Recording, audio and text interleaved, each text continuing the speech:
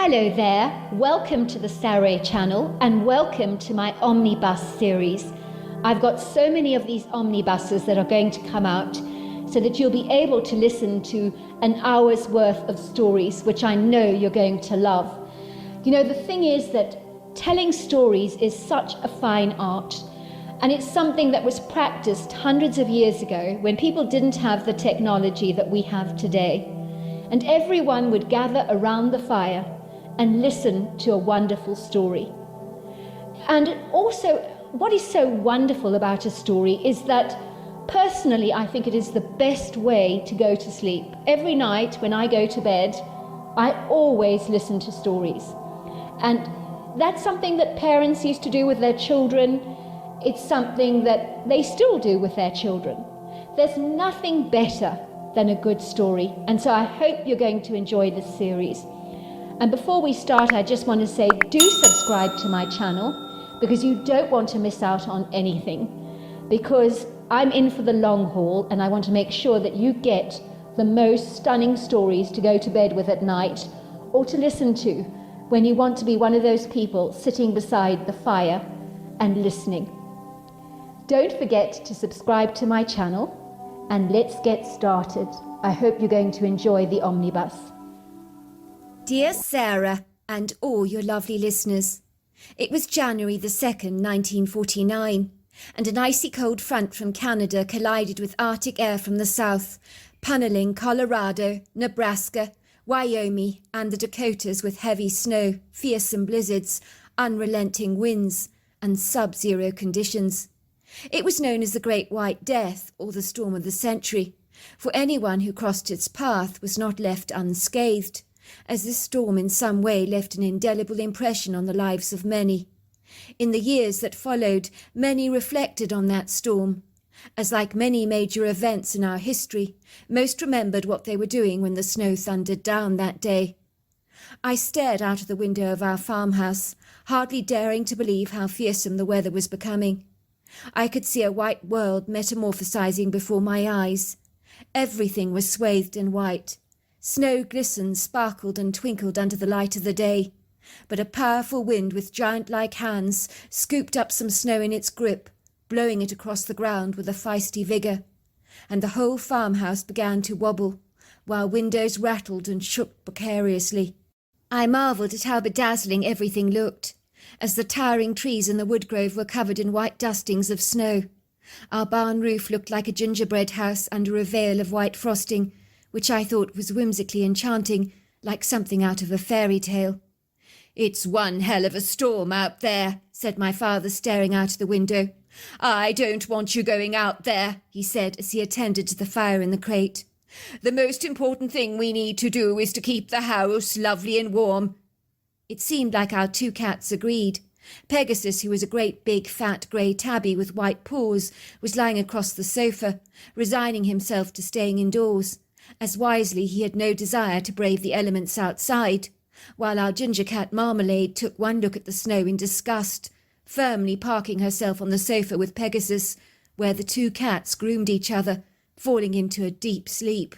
Our home was wrapped in a blanket of silence, as the snow insulated the outdoors, apart from the occasional howling sound of the wind rattling at the windows, as a single shutter slammed against the house quite noisily.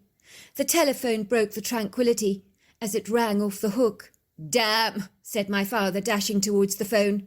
"Yes, speaking. Yes, it's him," he said, brushing his moustache unconsciously, something he always did without even being aware of it. "So they're poorly, are they? Right, I'll be over shortly." "Where you going, Dad?" I asked in horror, watching him put on his boots and overcoat. "You're not going out in that storm, are you? You can't. That's crazy." "I have to. It would seem that our neighbours' heifers are not in a good way. Farmer Foster's very worried about them. I need to check on them. I won't be long. In the meantime, take care of yourself. Keep yourself lovely and warm." "I'll be back very soon," he assured me, kissing me affectionately on the cheek, picking up his medical bag and calling our Weimaraner Max to join him, as the two of them were practically joined at the hip. My father took Max with him out on all his calls. He wagged his short grey tail enthusiastically, gave a couple of appreciative woofs as he followed my father out of the farmhouse into the snow. I heard my father getting into his truck, starting the engine up, slamming the door behind him, and driving away, his tyres whooshing down the snow-covered drive. Then there was silence, an airy quietness that was haunting. I was left alone, insulated and generously cushioned by a vast world of white. But I assured myself my father would be back very soon. My heart sank. I knew my dad was a brilliant vet, a man of great integrity, who would brave the worst conditions to help an animal in distress. When I was younger, I'd seen him risk his own life rescuing a frantic horse that was trapped in the mud, that was kicking its front legs so dangerously that one thrash of his hoof could have killed a man in a heartbeat. But my father managed to calm down the frantic horse, skillfully digging away the mud, so that it was finally set free. All these years later, that horse had never forgotten my father's kindness, and whenever he visited that horse farm, the horse called Silken Dream would come trotting up to him, nuzzling him affectionately. He had rescued a baby eagle once that had been thrown out of its nest by the other fledgling in a show of dominance for the survival of the fittest. It was so weak, but we'd nursed it back to health. I'll never forget the day we released it back into the wild. Once a year it would come back to visit us, perching on the large oak tree outside our home. And then once my father had acknowledged its presence, we would watch it soaring up in the sky in circles, and then finally flying away. It was his way of saying thank you to us. Over the years my father had earned an illustrious reputation as a vet, but I did hate it when he left the house to attend to his duties, especially in perilous conditions like this, when the unstable weather was as unpredictable and problematic as it was fierce, sparing little regard for those trapped in its wrath. The windy arms and sub-zero conditions of the weather was not something to be sneezed at. I was an only child, as my mother had died during childbirth, which was much more common than you imagined in those days. It had been a gruelling time for my father, as he was grieving my mother's loss, while celebrating my birth at the very same time. It was all my mother had ever dreamed of her entire life, to become an expectant mother. She had struggled to carry a baby to full term after having experienced a plethora of miscarriages. So when my mother had carried me for a full 9 months, they both had never envisaged things going so badly wrong. At least she got to hold me for the very first time, but she began to hemorrhage so severely they were unable to save her life. By all accounts, my mother was a remarkable woman who was passionate about animals, almost as much as my father was. Over the years, my father had raised me as his own. He had never replaced my mother. He told me once that he would never find anyone like her again, but I felt sad for him being on his own. But he seemed incredibly happy with his life, loved his job working with animals. The phone suddenly rang, and I hurriedly went to answer it. Was it my father, I wondered, telling me he was on his way back home and had attended to the neighbours' heifers? I was surprised to hear Pippa's voice, as she was the wife of the farmer my dad was visiting in the neighbouring farm. So why was she phoning me? I could feel my heart beating a little faster, my hands beginning to tremble. "Is everything all right, Pippa? Isn't Dad with you looking at your heifers right now? I mean, he did get there all right, didn't he?" There was a stiff, awkward silence at the other end of the phone. I heard Pippa's voice almost squeak. "Yes, your father got here fine, but I'm afraid your dad's had a bit of a freak accident. One of the cows kicked him in the head when he was examining her. Something like this hasn't happened before. I don't know what to say." "Is he going to be all right?" I asked. "Irene, don't worry," came Pippa's reassuring voice on the other end of the line. "He sustained a slight concussion, but otherwise he's absolutely fine. The doc wants to keep him under observation for a few days, but he'll be home with you soon, I promise.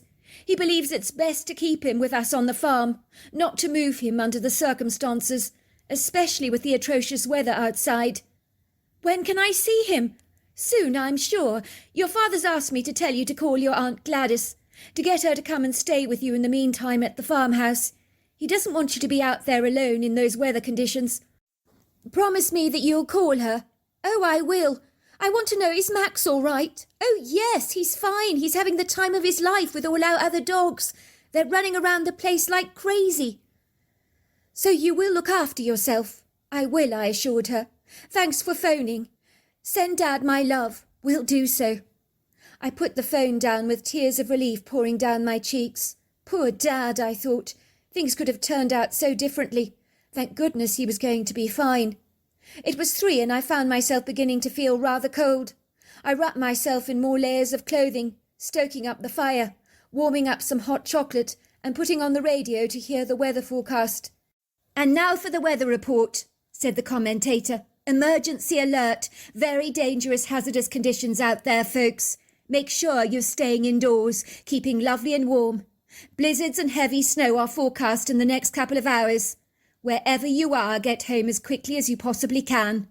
Not looking good out there, folks. It looks like a storm is brewing. Stay safe, whatever you do. Stock up with firewood. Keep cozy and warm. This is Coma Radio, Nebraska, keeping you posted at all times." I was shocked. There was no way I was going to call Aunt Gladys. I didn't want to worry her about Dad unnecessarily. Besides, I was more than capable of looking after myself, I thought. I certainly didn't need a babysitter. I was too old for that. I was 15 years old, for goodness sake. I decided to bring in lots of firewood from the barn. It was so cold out there as the wind punnelled against my body, nearly blowing me over in the process, while icy chills permeated my clothes as I brought in handfuls of firewood, which I stacked by the fire. I then sat next to my 2 cats on the other end of the sofa, while I watched the fire crackling in the hearth. Slowly but surely the lids of my eyes grew heavy, and much like the cats, I drifted off into a deep sleep. I was awakened by the thumping, whooshing and whistling sound of the unruly, truculent winds blowing across the entire valley, becoming ruthlessly fierce and foreboding. Even the windows and doors began to jolt, quiver and rattle violently. This was quite some malignant snowstorm, I thought, but I had no clue just how untamed it was to become. The next day I looked out of the kitchen window. I was visibly dismayed, shaken and shocked by how heavy the snowfall had been overnight. The noisy, impetuous winds still prevailed. The whole farmhouse literally shook from their baleful wrath. I knew I wouldn't want to be out in this fearsome, dangerous weather that was without mercy. I switched on the radio to keep abreast with what was going on. "This is Radio Coma, Nebraska, keeping you posted at all times. The eastern and southeastern parts of Nebraska have been hit hardest by these direful storms. There are reports of formidable 40-feet snowdrifts and animals that have frozen to death overnight. Snowplows are being deployed in various areas. Reports coming through suggest that many out there are marooned in their cars. Help is on its way, folks. No need to panic. Wherever you are, stay indoors. It's getting worse, folks, so keep yourselves lovely and warm." Wow, this was some fearsome storm, I thought. I'd never seen anything like this in all my life. The winds were getting worse. The snow outside our front door was 2.5 foot high. I'd never experienced snow like this. Once again I found myself staring outside the window. Despite the treacherous conditions and howling winds that literally whistled non-stop, I couldn't help thinking how beautiful everything was. The thick snow just carpeted the whole valley. It looked so magnificent. At that moment, despite the fact the visibility wasn't good, I could see the silhouette and shape of 3 people in the snow. I wondered who would be out there in these chaotic conditions. What are they doing, I wondered. Are they completely crazy? Off their heads, I wondered. I put on my heavy coat quickly, my snow boots, woolly hat and gloves, and ventured out of the front door. "Hi there," I called. "Is everything all right with you?" But my voice was washed away, subdued by the blustering, tempestuous winds. I don't think they even heard me. I got closer to the silhouettes of 3 people, heavily clad in thick winter coats. Well, so I thought at the time. I stopped dead in my tracks. These weren't people, I thought. What were they? Their silhouettes were huge, dense and dark, standing so dramatically against the white snow. I stood there and stared. I was so shocked by what I was seeing. I think I was so befuddled and taken off guard that any fearful or anxious thoughts had been vanquished. I knew they weren't totally human. They had ape-like influences to their appearance. They were exceptionally tall, easily over 7 feet, but the youngster was quite small at only being 2 feet in height. The male was exceptionally huge. He could have weighed about 800 pounds. Even his chest was about 5 feet across in circumference. The creatures were Herculean in girth, weight and stature, their bodies covered in long flowing dark brown hair that rather reminded me of a bear, only it was longer. If you saw them from a distance you could easily have mistaken them for bears, although to be fair I had perceived them to be human beings wearing thick coats. The big giveaway that these creatures weren't bears was that they were so human-looking. They of course had long arms that fell beyond their knees with human-like hands. Their heads were cone-shaped. I couldn't detect much of a neck, but the faces possessed some remarkable human-like qualities. They had flat noses, thin mouths, and deep-set dark eyes. Suddenly all three pairs of eyes were fixed on me intently. They studied me for a moment, then nodded at me, as if they were saying hello. I nodded back. They continued to walk, not even looking behind them once. I watched them literally glide over the snow with effortless ease, almost as if they were floating. Remember, this was snow that was several feet deep, so seeing them glide like that was absolutely remarkable. I saw them making their way towards my father's barn. Then they entered it. I realized suddenly they were looking for shelter to keep out of the elements. I felt happy for them being out of the cold, away from that horrible wind that wouldn't stop howling. I knew my father's barn was very cosy. It was initially a cabin that was converted into a barn, so it was extremely well insulated from the elements. I know it may sound odd to you and your listeners, but I was glad to not be totally alone. These creatures never once, not even for a brief second, made me feel remotely afraid. I felt strangely comforted that they were around, even safe, as weird as that may sound. Why I felt that way I don't know, but I did. Maybe in my gut I sensed that these creatures were never going to harm me. I learnt growing up that your gut never lies, so one word of advice, always listen to it. I loved watching the creatures every day. The first time I got firewood was my last time, as the male was so perceptive he would leave a pile of firewood outside the front door every day for me, which really made me realise how intelligent and generous these creatures are. In return I'd throw apples in the snow and buttered homemade bread with peanut butter and jelly, which I would watch them eat with looks of great pleasure on their faces. On one occasion I saw the male creature carrying a big frozen cow, which he had slung over his shoulder, as if it was nothing. I could hardly believe anything could be so powerful and so strong. The first few days of the boisterous storm were absolutely terrible, with raging wind speeds up to 80 miles an hour. I gathered on the radio that 7 people lost their lives. Many farm animals froze to death in the bitter conditions. There were people who got trapped in their cars for over 3 days. One man described it as being worse than being in a concentration camp during the war. The snowplows would be forever on the go, as hours later they would be back ploughing up even more snow. Some snow had to literally be blasted away, as it had become as hard as cement. Cars and cows were found buried beneath snowdrifts, and in Harrison County the snowdrift was as high as a telephone pole. There were also weird phenomena reported during these hazardous conditions. One day an upside-down rainbow was seen in the sky. There were reports of thunder and lightning, as well as a lot of static electricity. One man noticed sparks coming out of 6 of his rifles, all at the same time. People came together and everyone helped each other from all walks of life, so it was a phenomenal time from a humanitarian point of view. As for me, I remained alone in the farmhouse for 2 weeks, until my father finally returned. He was surprised I'd been through those harrowing blizzards all on my own, but then again I hadn't entirely been on my own, had I? Once the weather receded, I didn't see the creatures again. When they left, I heard a wood knock on my door and a whistle. I watched them leave the barn with tears in my eyes. I knew I would miss them. A year later, I found my dad's basket filled with orchard apples on our doorstep. No one knew who they were from, but I did. I knew the creatures were saying thank you to me.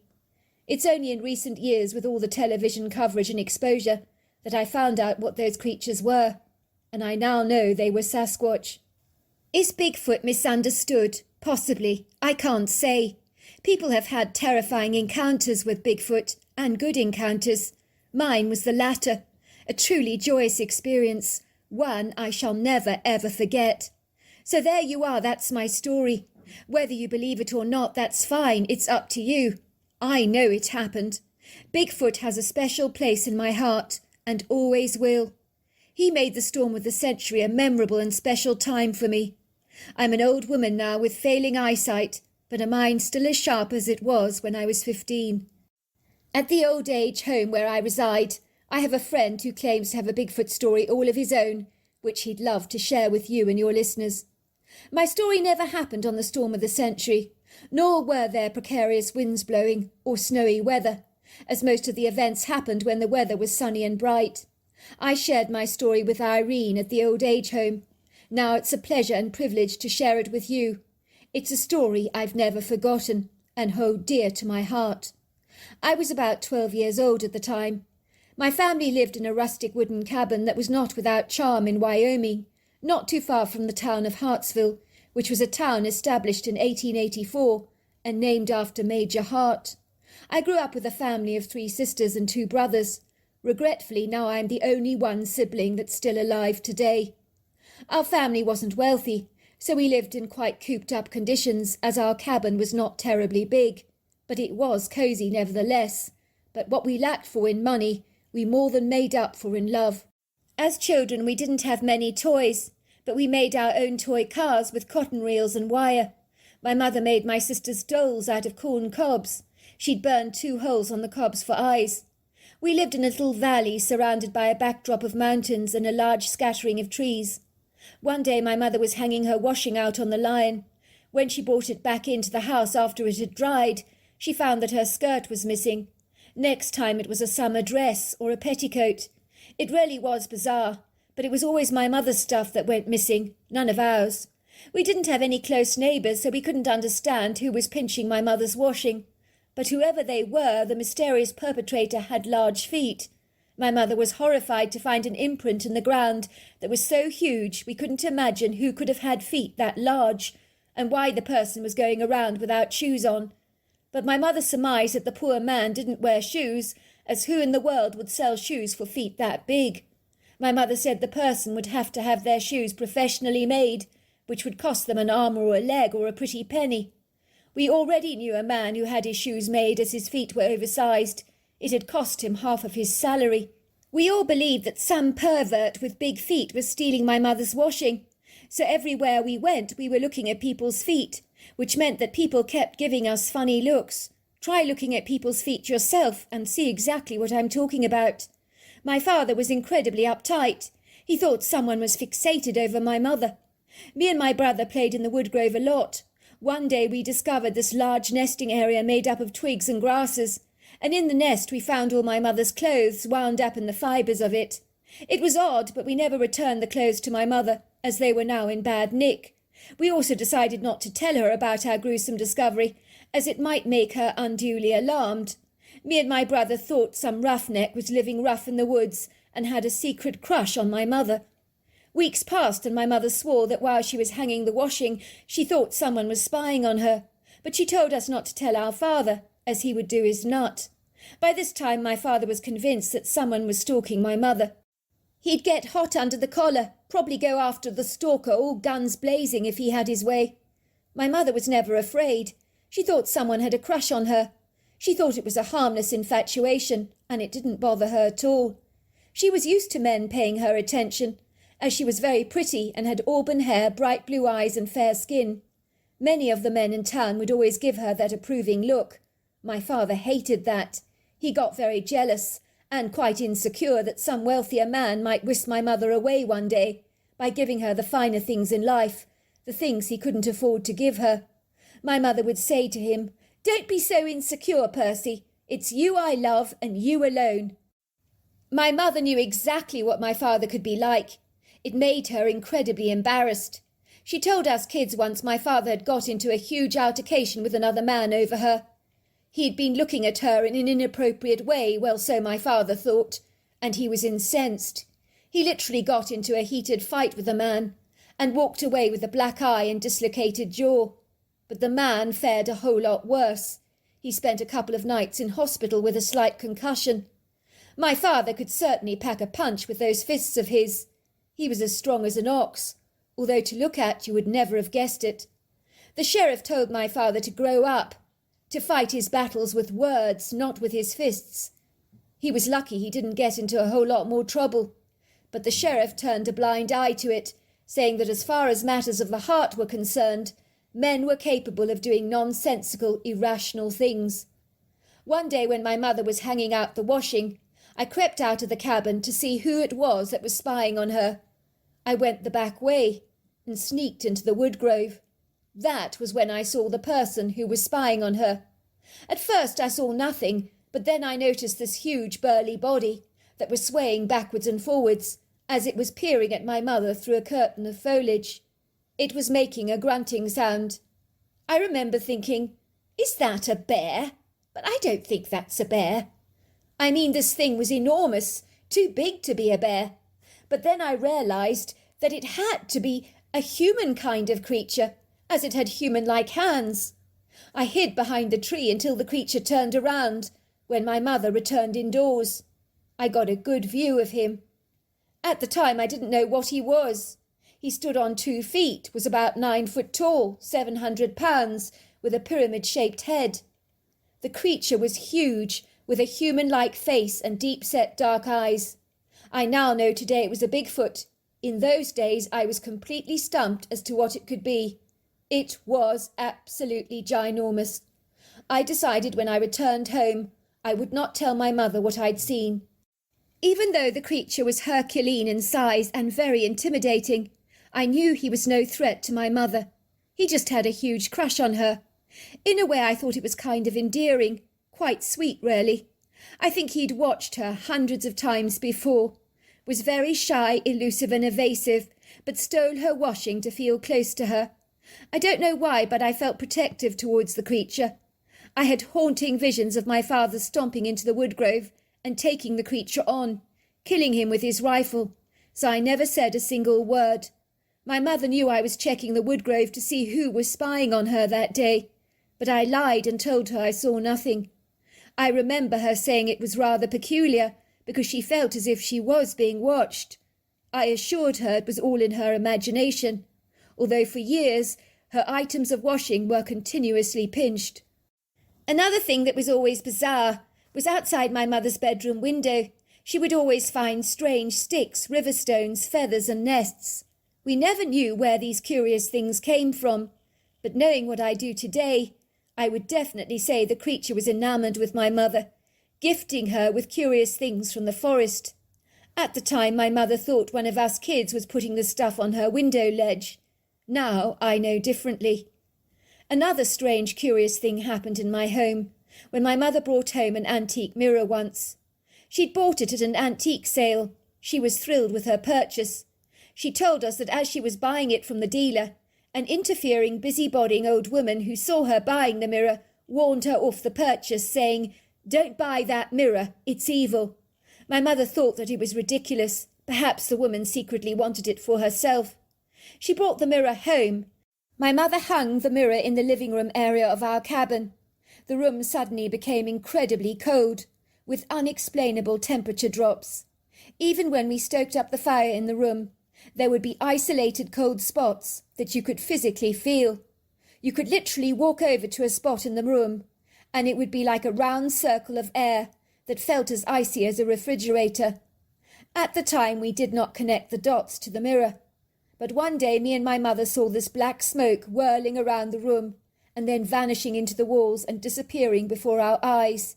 It freaked us out so much, we didn't know what it was. My mother said to me, "Did you see that?" I nodded. I asked her what it was. She looked at me with alarmed eyes and said, "I wish I knew, but whatever it is, I don't think it's good." After a while we would notice things in our house would be misplaced, sometimes going missing for many weeks at a time, and then being found in peculiar places.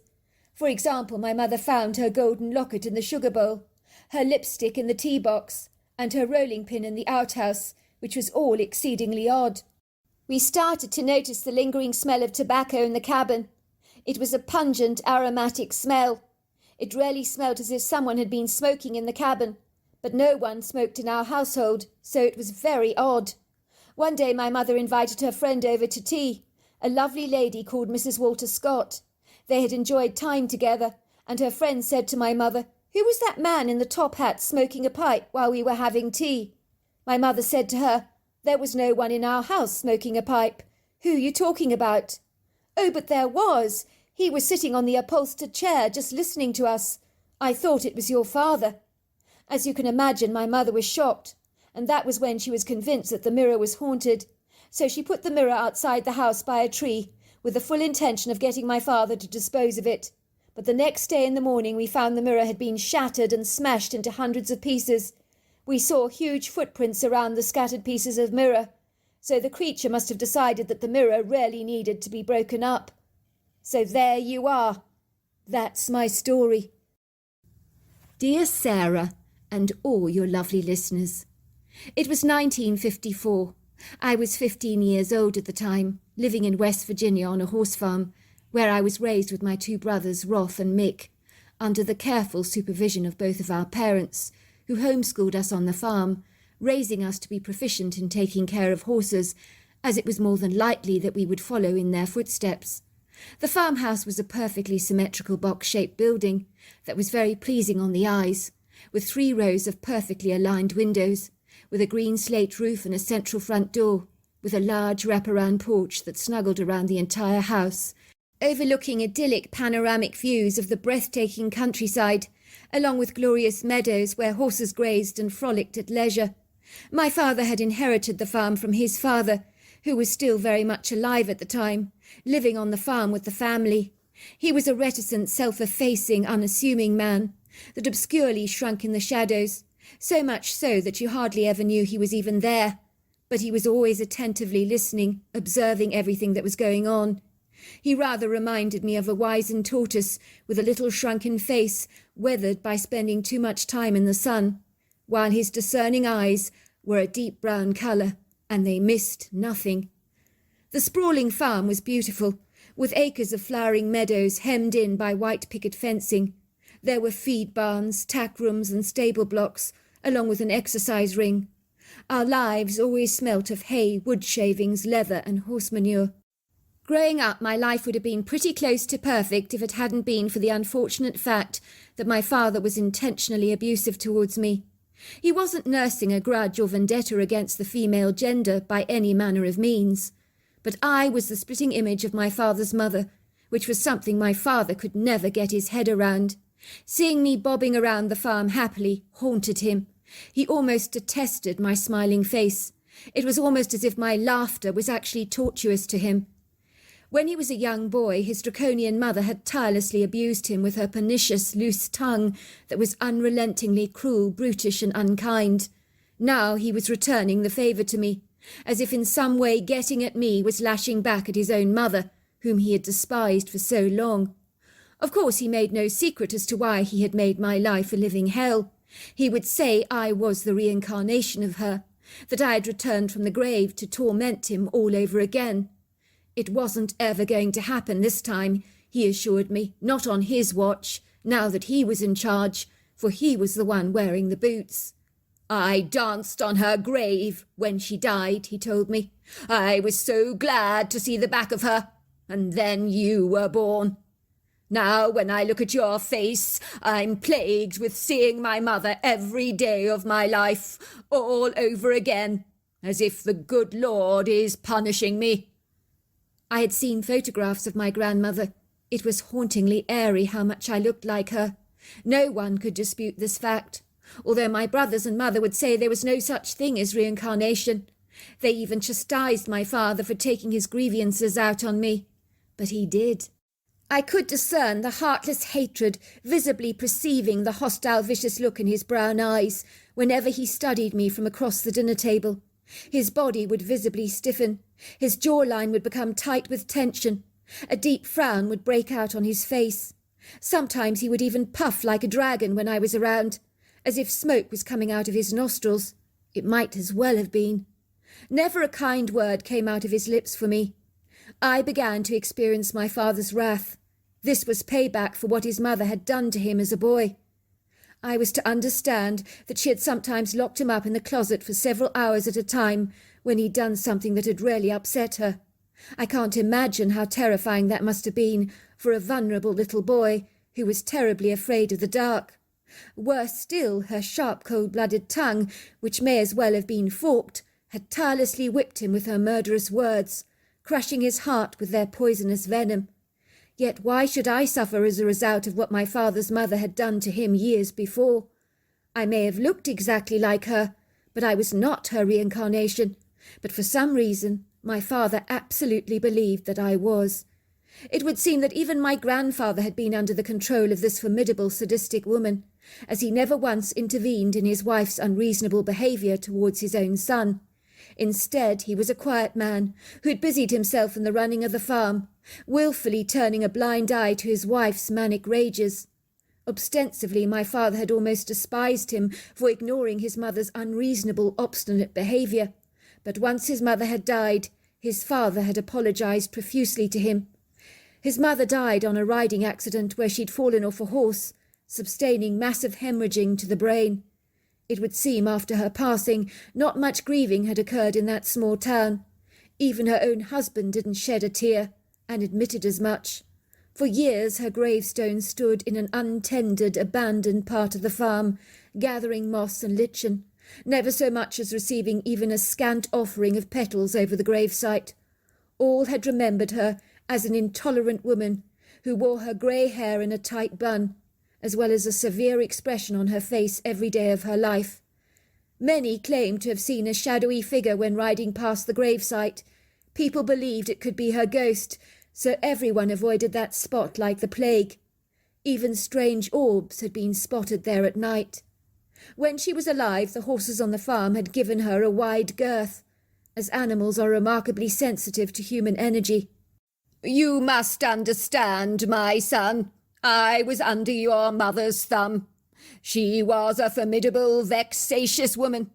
If I had intervened in how she treated you, that woman would have killed me, buried me under the patio," his father had told him. "You know she would have done so, son." At that they both shared a private laugh together, as both son and father could easily visualize the malignant witch-like woman burying him under the patio, covering up all the evidence of his death, while fobbing off the police with her persuasive, eloquent lies. This seemed to amuse both of them greatly. The joke was unbecomingly macabre, but it somehow broke the ice between the two of them, and son and father had grown close over the years since she had died. My mother was a good woman who saw how contrary my father's attitude was towards me. I was a perpetual reminder to him of his mother's wrath. Now he was the one filling his mother's shoes, treating me with equal disdain, working me harder on the farm than either of my brothers, whipping me with his vicious words. Presumably he had become like the very woman he despised. The abused had become the abuser. There was a huge dissimilitude with the way he spoke to me, as to the way he treated my brothers. The discrimination was very pronounced. He'd call me harebrain, gollywog, little brains. Come over here right now. Why have you not mucked out the stables yet? Get a move on, will you? Stop dithering, lazy bones.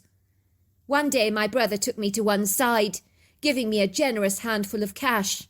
Take Dad's old truck. Leave the farm at once, sis. I'm tired of seeing Dad profanely abuse you.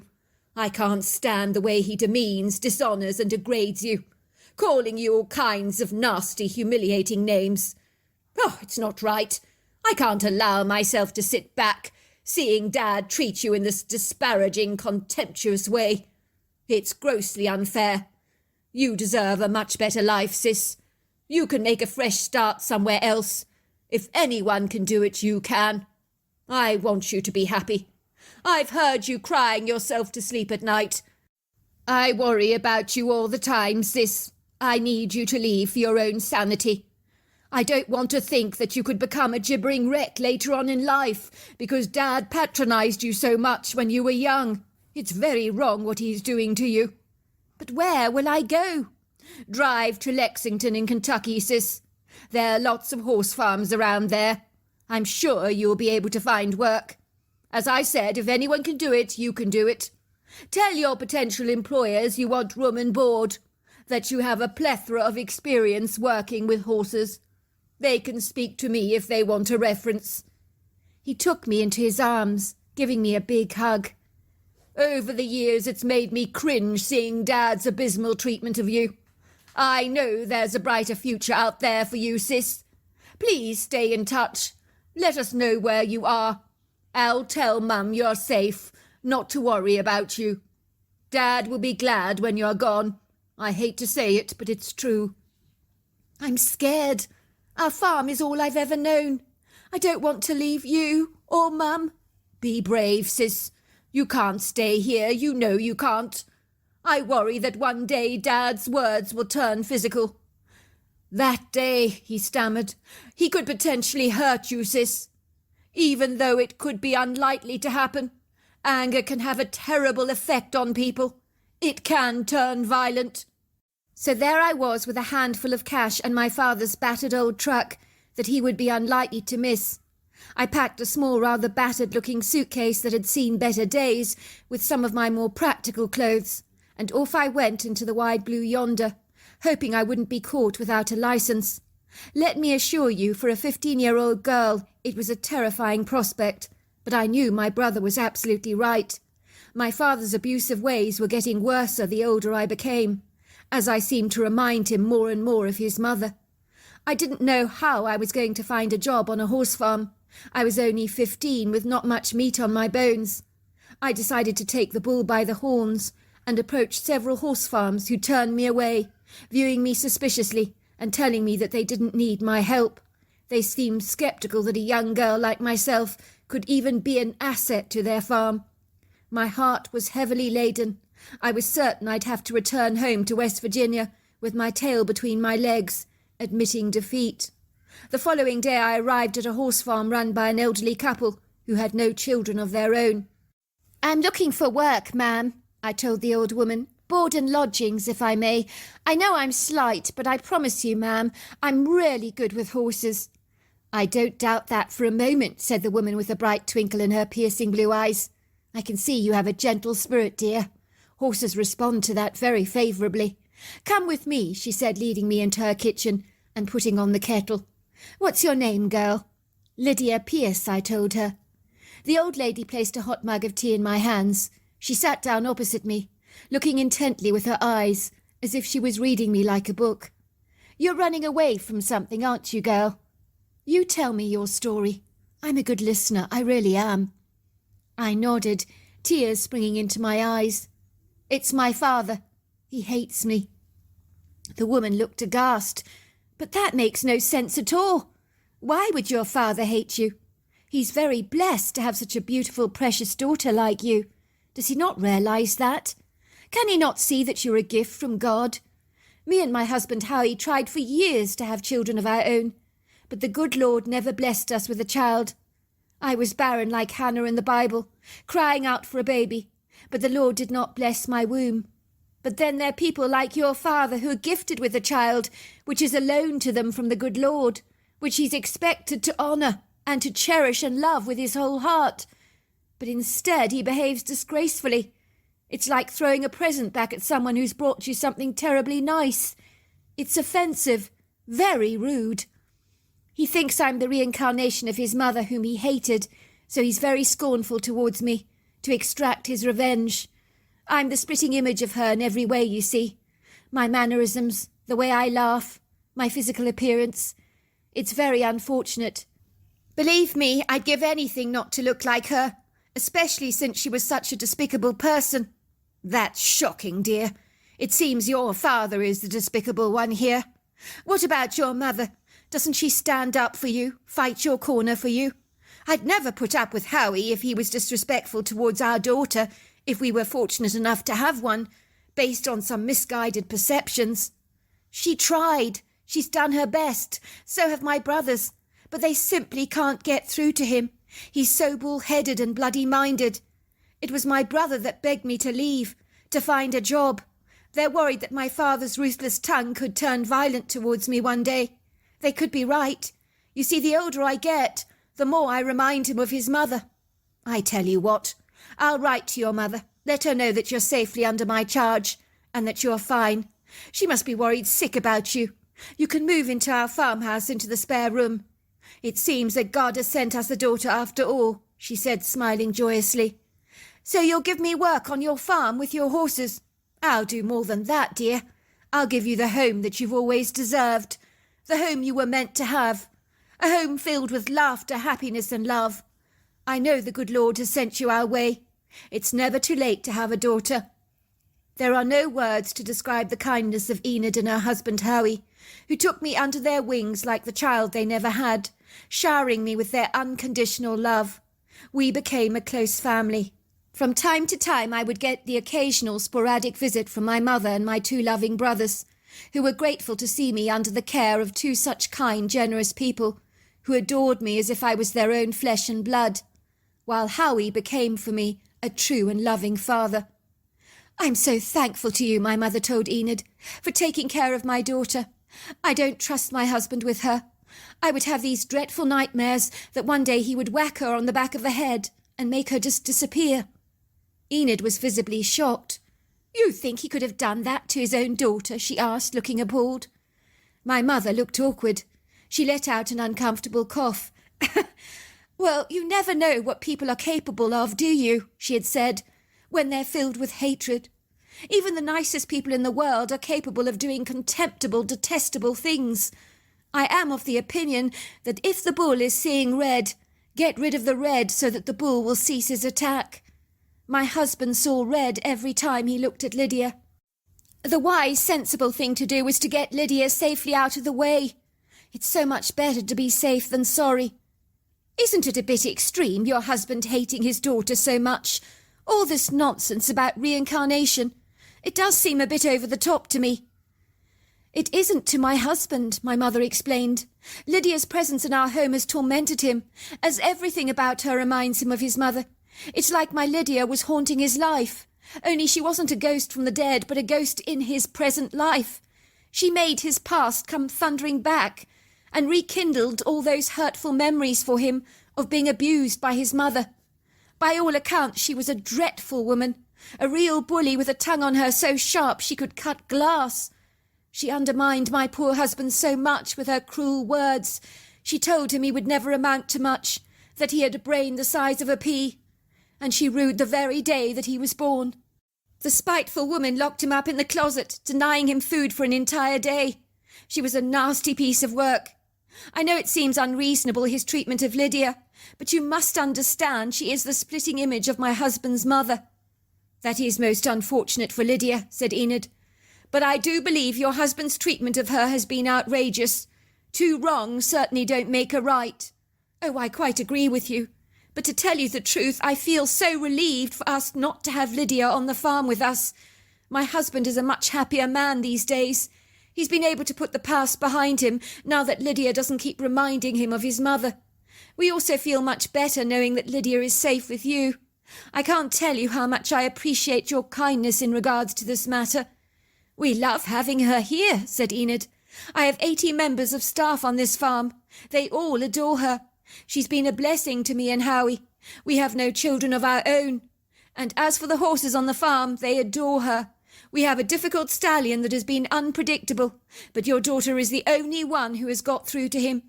I found her sleeping in his stall the other day, as he was frightened of the storm. All the grooms thought she'd be trampled on by the temperamental horse, but not so. The stallion has connected with her in a remarkable way.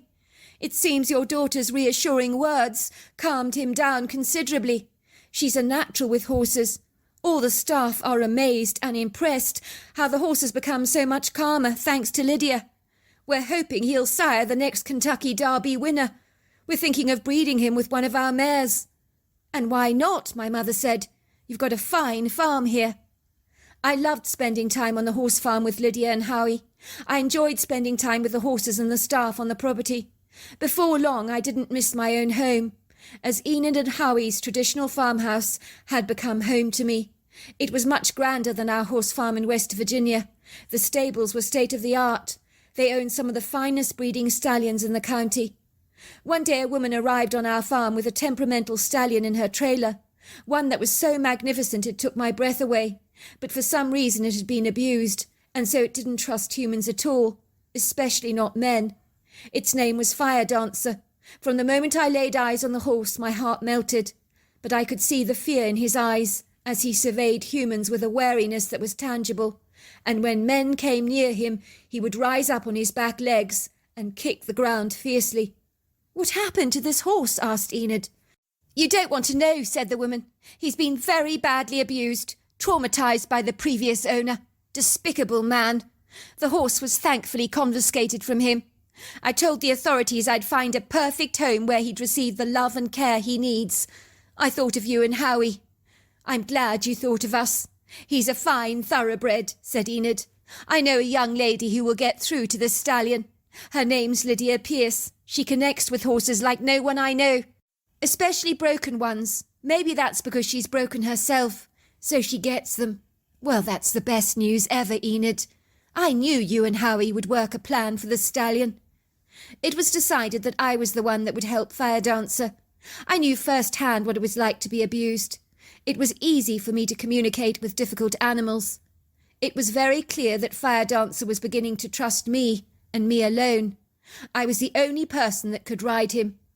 He would nuzzle me, eat apples from my hand, rub his nose affectionately against my face. We had developed an unlikely bond. I would regularly take him for rides along some fabulous hiking trails. Everyone was stunned, as the horse was becoming so much calmer and more serene.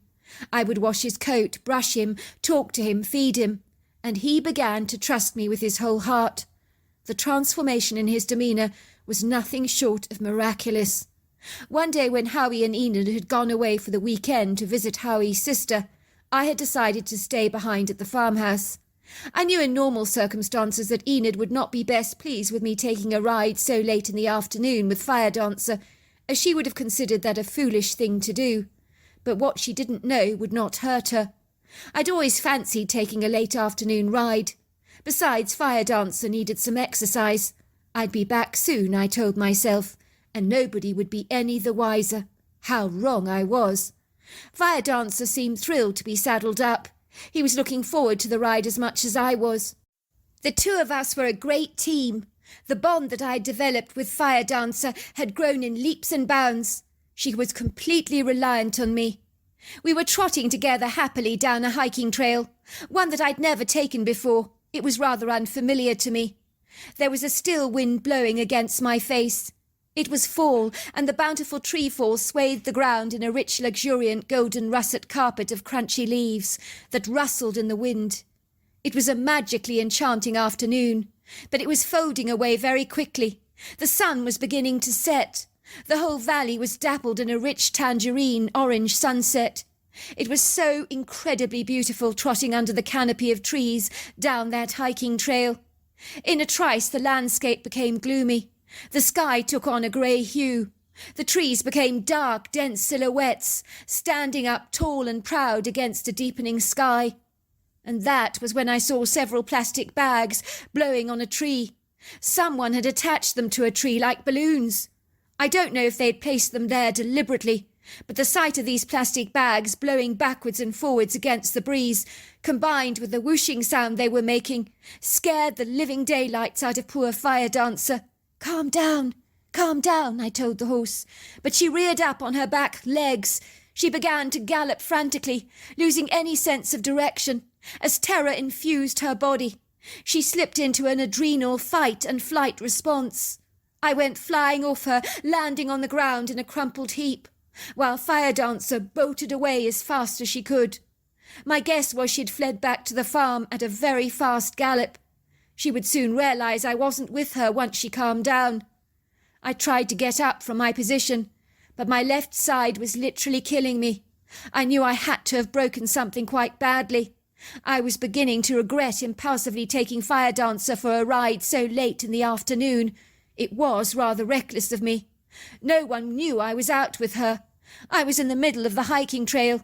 I knew I had to manoeuvre myself to the embankment, so I slid my body along the ground, crying out in agonizing pain with every movement, as shooting spasms darted through my body. I had no choice but to wait until someone came to rescue me. It could be a long time before anyone realised I was missing. In the meantime, it looked like I'd be spending the night in the woodgrove. It was getting a lot cooler now that it was autumn, but luckily I wouldn't freeze to death. Not in this weather. I was shivering, though, but it wasn't that cold. My only concern was that a wild animal like a mountain lion could be loitering around.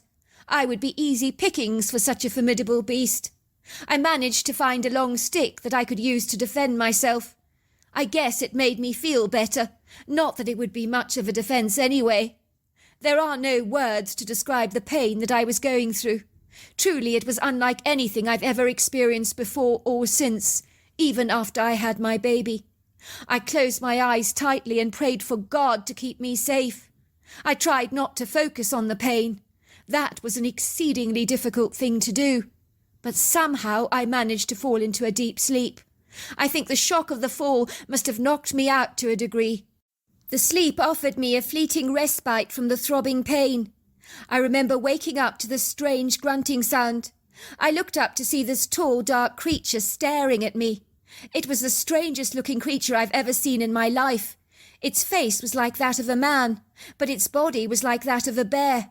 You could be forgiven for thinking a man had stepped into an oversized bear suit, yet I could tell the body of this creature was real, as no human being on this planet I know could have been as tall and wide as he was.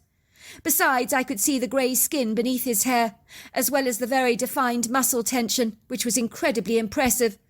This creature was easily 9 foot tall, 700 to 800 pounds, possibly 3 feet wide across the shoulder area or more.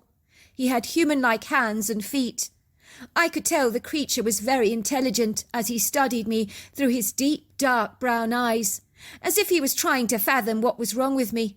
He never asked me that specific question because obviously he couldn't speak my language, but I felt as if he did. I told him that I'd fallen off a horse. I used my hands to imitate the horse. I pointed to the hoof marks on the ground. I think he understood because he grunted. I demonstrated to him that I could not get up. The creature grunted again. He then let out a long whistle. And then gliding through the trees came another one of these strange creatures in response to that whistle. The other creature was a female with breasts. The two creatures began to engage in an earnest conversation together, as if they were discussing what they should do with me. I sensed they felt that in some way I was their responsibility. They spoke together in an audible language backwards and forwards over and over again, as if they couldn't agree on something. Finally, the female nodded her head, watching me as the male lifted me up into his arms. I should have been terribly afraid given his great size and girth, but you can tell when something's trying to help you, and I sensed that these creatures were doing just that. The female creature pointed in 2 directions, to the right, and I shook my head as no, and to the left, and I nodded. They both knew that I was from the horse farm on the left-hand side of the valley. The creature carried me in his arms. He seemed worried about hurting me. I pointed to my leg and let out some really bad whimpers as the pain went shooting through my leg. For a while the male looked hesitant, locking eyes with the female, as if to say, "Is this a good idea? Perhaps we should watch over her until human help arrives." The female seemed insistent that he should take me, so he obeyed. I felt a huge relief as he glided down the horse-riding trail, with the female by his side. She ran with us. The creature carried me in his arms so gently. He never jolted my body once. If he had done so, I would have almost certainly winced in pain. I could feel the cool breeze blowing against my face, hear the rise and fall of his heartbeat. He also breathed exactly like a horse, which I found really rather amusing. I could smell the scent of the earth on him, mixed with the scent of a human sweat, but it wasn't offensive by any manner of means. I could see that to this remarkable creature I was as light as a feather. He carried me effortlessly through the gates, down the long drive. It was quite dark, but the outside lights were on, so the silhouettes of the barns and the stable block were clearly visible, while there were lights on in some of the groomsmen's cottages. Of course, the farmhouse where I lived with Howie and Enid was all in darkness, indicating that no one was at home. I pointed to the farmhouse and to the front doorstep, and they put me down there. I said thank you to the creatures. They stood there as if they were still worried about leaving me out there. I didn't think I could expect these creatures to take me directly into the house. The key was under the mat. I told them I'd be fine, and they both looked at each other and then at me. I remember the golden dark brown eyes looked into mine, I felt as if they were saying, "Are you sure you're going to be all right?" I nodded. The creatures looked bemused and seemed uncertain. They glided past one of the groom's cottages that was close to the main house. I was to learn later that they threw a couple of rocks at the front door. The groom came out of the cottage in time to see two dark silhouettes disappearing and slipping into the trees. What the heck was that, he wondered. I could see the groomsman with his torch wandering around his yard. I shouted out to him, "Danny, is that you?" The groomsman came bounding from his cottage, having heard my voice, with Fire Dancer having heard me too, trotting behind him. He was no worse for wear from his adventure. "What the hell happened?" asked Danny. "Why is Fire Dancer out and not in his stable? Why are you sitting on the front doorstep?" "I can't walk," I explained. "I fell off Fire Dancer. I think I've broken my leg. I can't move it. It's hurting so much. It's not aligned correctly." The groomsman looked mystified. "But how did you get here if you couldn't walk?" he asked. "What possessed you to go riding the horse so late? Enid and Howard will not be pleased with you." "It's a long story. Please don't tell them. Don't tell them I went riding so late." "Fair enough, but we need to get you to hospital right now." To cut a long story short, I'd broken my femur really badly and sprained my ankle. Enid and Howard rushed to see me in hospital in a frantic state. "What on earth happened to you?" they asked. I told them I had fallen off Fire Dancer, and two strange hairy-looking creatures had rescued me. They had alerted the groomsman at his cottage to my presence. "You mean a creature that looks like a human covered in hair?" Enid asked. "That's right. I've seen one of them before," she said, "when I was riding my horse down the trail. I remember getting this creepy feeling that I was being watched. My horse became very nervous and reactive. That was when I saw this creature standing behind the trees. I could see this large body covered in long flowing hair. It was studying me curiously with these bright brown eyes. I didn't know what to make of it. It looked so human." "That's right," I said. "That's exactly what the creatures look like." "How extraordinary! To think these creatures rescued you like that. This is an incredible story." To cut a long story short, I did get to see my father before he died. I went to visit him at my old home. I was shocked by how frail he had become. I wasn't sure it was a good idea to see him, but according to my mother, he wanted to make his peace with me before he died. I remember trembling as I entered his room. I hadn't seen him in many years. "Come over here, Lydia," he said. "Let's have a look at you." He seemed surprised as he ran his eyes over me. "You don't look so much like my mother any more," he chuckled. "That's because I'm not her. I never was." "I'm sorry, child. I wasn't good to you when you were growing up. You looked so much like my mother. I couldn't stand the very sight of you. It was like my past came back to haunt me. I'm very sorry I drove you away." "I'm not," I said. "I've had a very happy life. I've never wanted for anything." "I just want you to forgive me for the way I treated you. I need to go to the grave with peace in my heart." "I forgive you. Believe me, I do. Despite everything, I do think I understand why you treated me the way you did." Indeed, I absolutely had no regrets about how my life panned out. Enid and Howard had become my parents to me. I loved them with my entire heart. They left their horse farm to me in their will, as they considered me their daughter, which now my son manages today. So sometimes the things in life do have a remarkable habit of working out. On my farm there have been occasional sightings of Bigfoot to this very day. Personally, I haven't got a bad word to say about the creatures. I will never forget how those unlikely creatures rescued me from falling off my horse. Not only did they leave me outside my own home, but having realised no one was in, seeing a light on in the groomsman's cottage, they threw rocks at the house so that they could alert him to my presence. They showed initiative and emotional intelligence, and for that I shall never forget their kindness. I never saw those Bigfoots again, but believe me, I can never forget them. So there you are. That's my story. Dear Sarah, and all your lovely listeners, it was 1987. My editor had been on my back to give her the first chapter of my novel.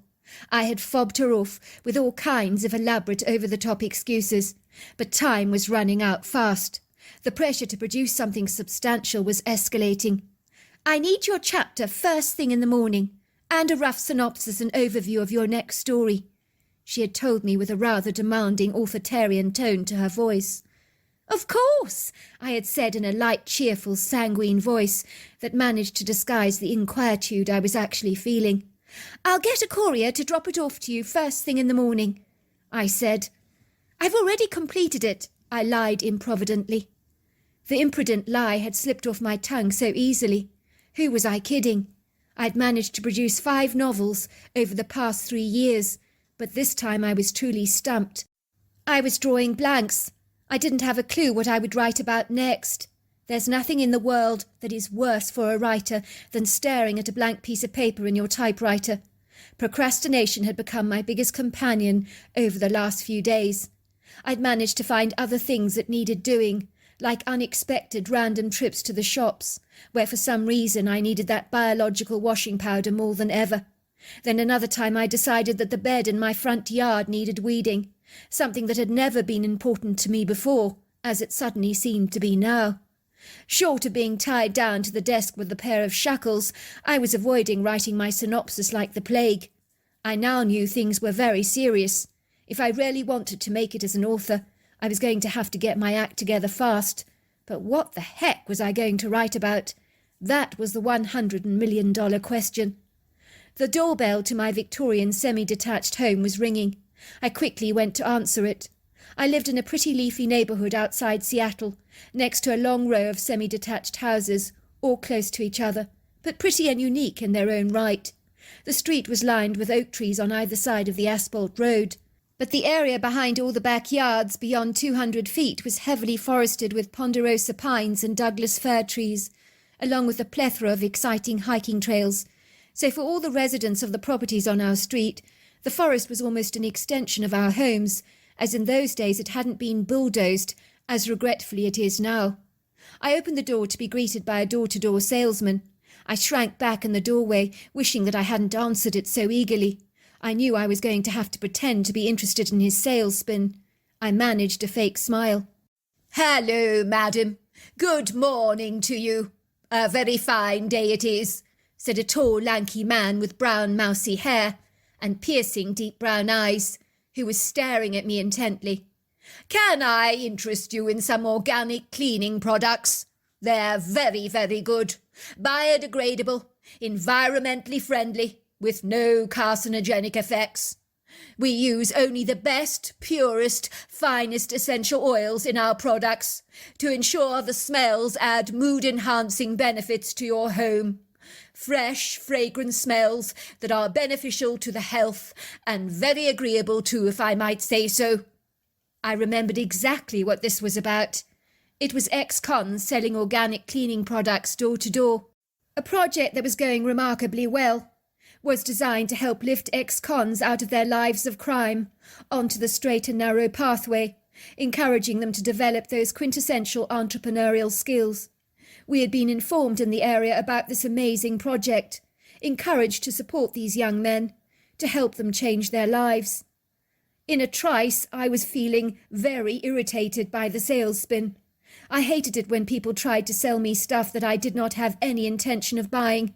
But I was beginning to feel that nudging feeling that buying something was the right thing for me to do. "Now, this particular product, ma'am, you don't want to be without it. You can use it on your kitchen countertops. It's got real lemon oil in it. It smells amazing. It'll leave your kitchen smelling fresh like lemons. Everybody loves this product. It is our best seller." "Well, I'll take the lemon cleaner then, and that'll be all." As far as I was concerned, that was enough. I was doing my civil duty. "Are you absolutely sure, madam? I can't persuade you otherwise to purchase anything else. I mean, I've got an excellent patchouli hand wash for disinfecting your hands. I can give you a very good discount on it. It smells absolutely amazing. Everybody loves it." "No, it's fine. That'll be all. I'm terribly busy." "Oh, you work from home, then?" asked the man, raising his brow curiously. "That is very cosy. Most people would kill to work from home." "Well, it's not as cosy as it sounds. I'm an author. There are distinct drawbacks in being an author, I assure you. It's not all hunky-dory. I wish it was. It can have its extreme disadvantages, like vacillating and shilly-shallying around when you should be working. I'm very good at that procrastination lark. Why was I telling him all this? I couldn't even imagine. He was a door-to-door salesman, for goodness sake, not my pastor whom I was confessing my deadly sins to. "Wow, that is very impressive," he said, rubbing his moustache reflectively. "I'm a very big reader myself. I enjoy George Orwell, Daphne du Maurier, Oscar Wilde. Have I read any of your work by any chance, do you think?" I flushed with embarrassment. The young man was mentioning renowned, famous authors that made me look like a fly in the ointment. I knew I was a small-time author. It was unlikely the man had ever heard of me. "No, you would never have heard of me," I assured him. "I'm not up there with the greats, I'm afraid. I write romantic fiction." "Nothing wrong with that, madam. Thank you for your time," he said, taking my money, tucking it into the back pocket of his jeans, as he picked up his cleaning supplies. "Are you sure I cannot tempt you to the patchouli hand wash?" "No, I'm really fine," I said, stiffly closing the door behind me, but first watching him walk over to the neighbour's house. I was heartily relieved to see the man walking away. I always felt on edge with people from the wrong side of the track. It wasn't an inverted snobbery, I assure you. It was a trust issue for me. I mean, could you blame me? He could have knocked his grandmother down the staircase for all I knew, or held up a bank at gunpoint and scared people half to death. You could never be sure. I observed his jeans were very loose on him. His sweater looked very baggy. I didn't feel comfortable having an ex-con standing outside my door. It really unsettled me. I didn't know what he'd been incarcerated for. You could never be too careful. As I went indoors and placed the lemon spray on my counter next to the sink, I reflected on the man's story.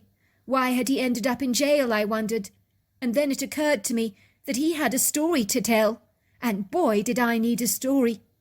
Common sense abandoned me like a balloon on the wind. I spontaneously ran out of my front door towards the man. He was already at the next-door neighbour's door and was about to knock. The man looked up at me and smiled cheekily, showing a set of slightly yellowing teeth, possibly stained from too much coffee or nicotine, I thought. I could smell cigarettes on him, a slight sweaty odour. He possibly hadn't bathed in a long time. "You want the patchouli hand wash, madam, after all? Is that it? I knew you would change your mind," he grinned cheekily. "This is very good stuff, madam. You won't regret it. I knew you wouldn't be able to resist. No one can." "I don't want your cleaning stuff, but I will buy your story." The man looked confused. "What story, ma'am? I don't know what you're talking about." "Your story. I'd like you to come back to my home, tell me your personal life story. I'll pay you for your trouble. I mean, you went to prison, didn't you? You must have a story to share. How you ended up there, and what your childhood was like growing up." "You want my life story, and you'll pay me for it?" "That's right. I'll pay you $100. Now that was very good money back then. He whistled. $100? You'll pay me $100? I nodded. I need a story for my editor. I need a story now. Fair enough, said the man, giving me a grin. I've got a story and a half for you, madam, he said, lifting up his products and following me back to my house. I don't think you'll be disappointed. What was I thinking? I needed a really good story, but leading a mysterious, strange young man into my home with a history of crime behind him wasn't the wisest decision on my part. But I did have a tendency to flippantly blow all caution to the wind, and on this occasion prudence had deserted my sense of vigilance, as I had much more to gain than lose. It would seem over the course of my life I had done some seriously crazy things, gone home with a stranger from a late-night bar, waking up in an unfamiliar bed. I'd hitchhiked on several occasions as a youngster, been picked up by some seriously dubious, questionable characters, so I hadn't lived a sheltered life by any manner of means. But bringing home a mysterious man like this, by all accounts an ex-con, was a reckless thing to do. But in an incongruous way, while it terrified me, it also gave me a huge thrill. And an idea of getting a good storyline out of him was the cherry on the cake. "Nice place you've got here, madam," said the man. "My name is Braden, by the way. Braden Harris. And I'm Carly Pembleton," I told him. "Do you live here alone?" he asked me. "Or do you have a significant other?" I did have. He moved out a year ago. We got divorced, I regret to say. "Well, he wasn't the right man for you then, was he? It's a meeting of minds between two people. That's what I always say. It's not just a physical attraction. It's a connection. If you don't have that, everything crumbles." "It was another woman. He had an affair." "It's as I say, a meeting of minds. You weren't clearly on the same wavelength. That's why he cheated. That's why people always cheat. They're just not on the same wavelength, that's all." "Can I get your coffee before we start?" I asked him. "That would be terribly nice, Carly. I hope you don't mind my being over-familiar, calling you Carly. Milk with 2 sugars, please." "No, please call me Carly. I never stand on ceremony." I watched the man staring out of my kitchen window, viewing the backyard of my home. "Nice trees you've got in your yard, Carly, but it certainly needs a good going over.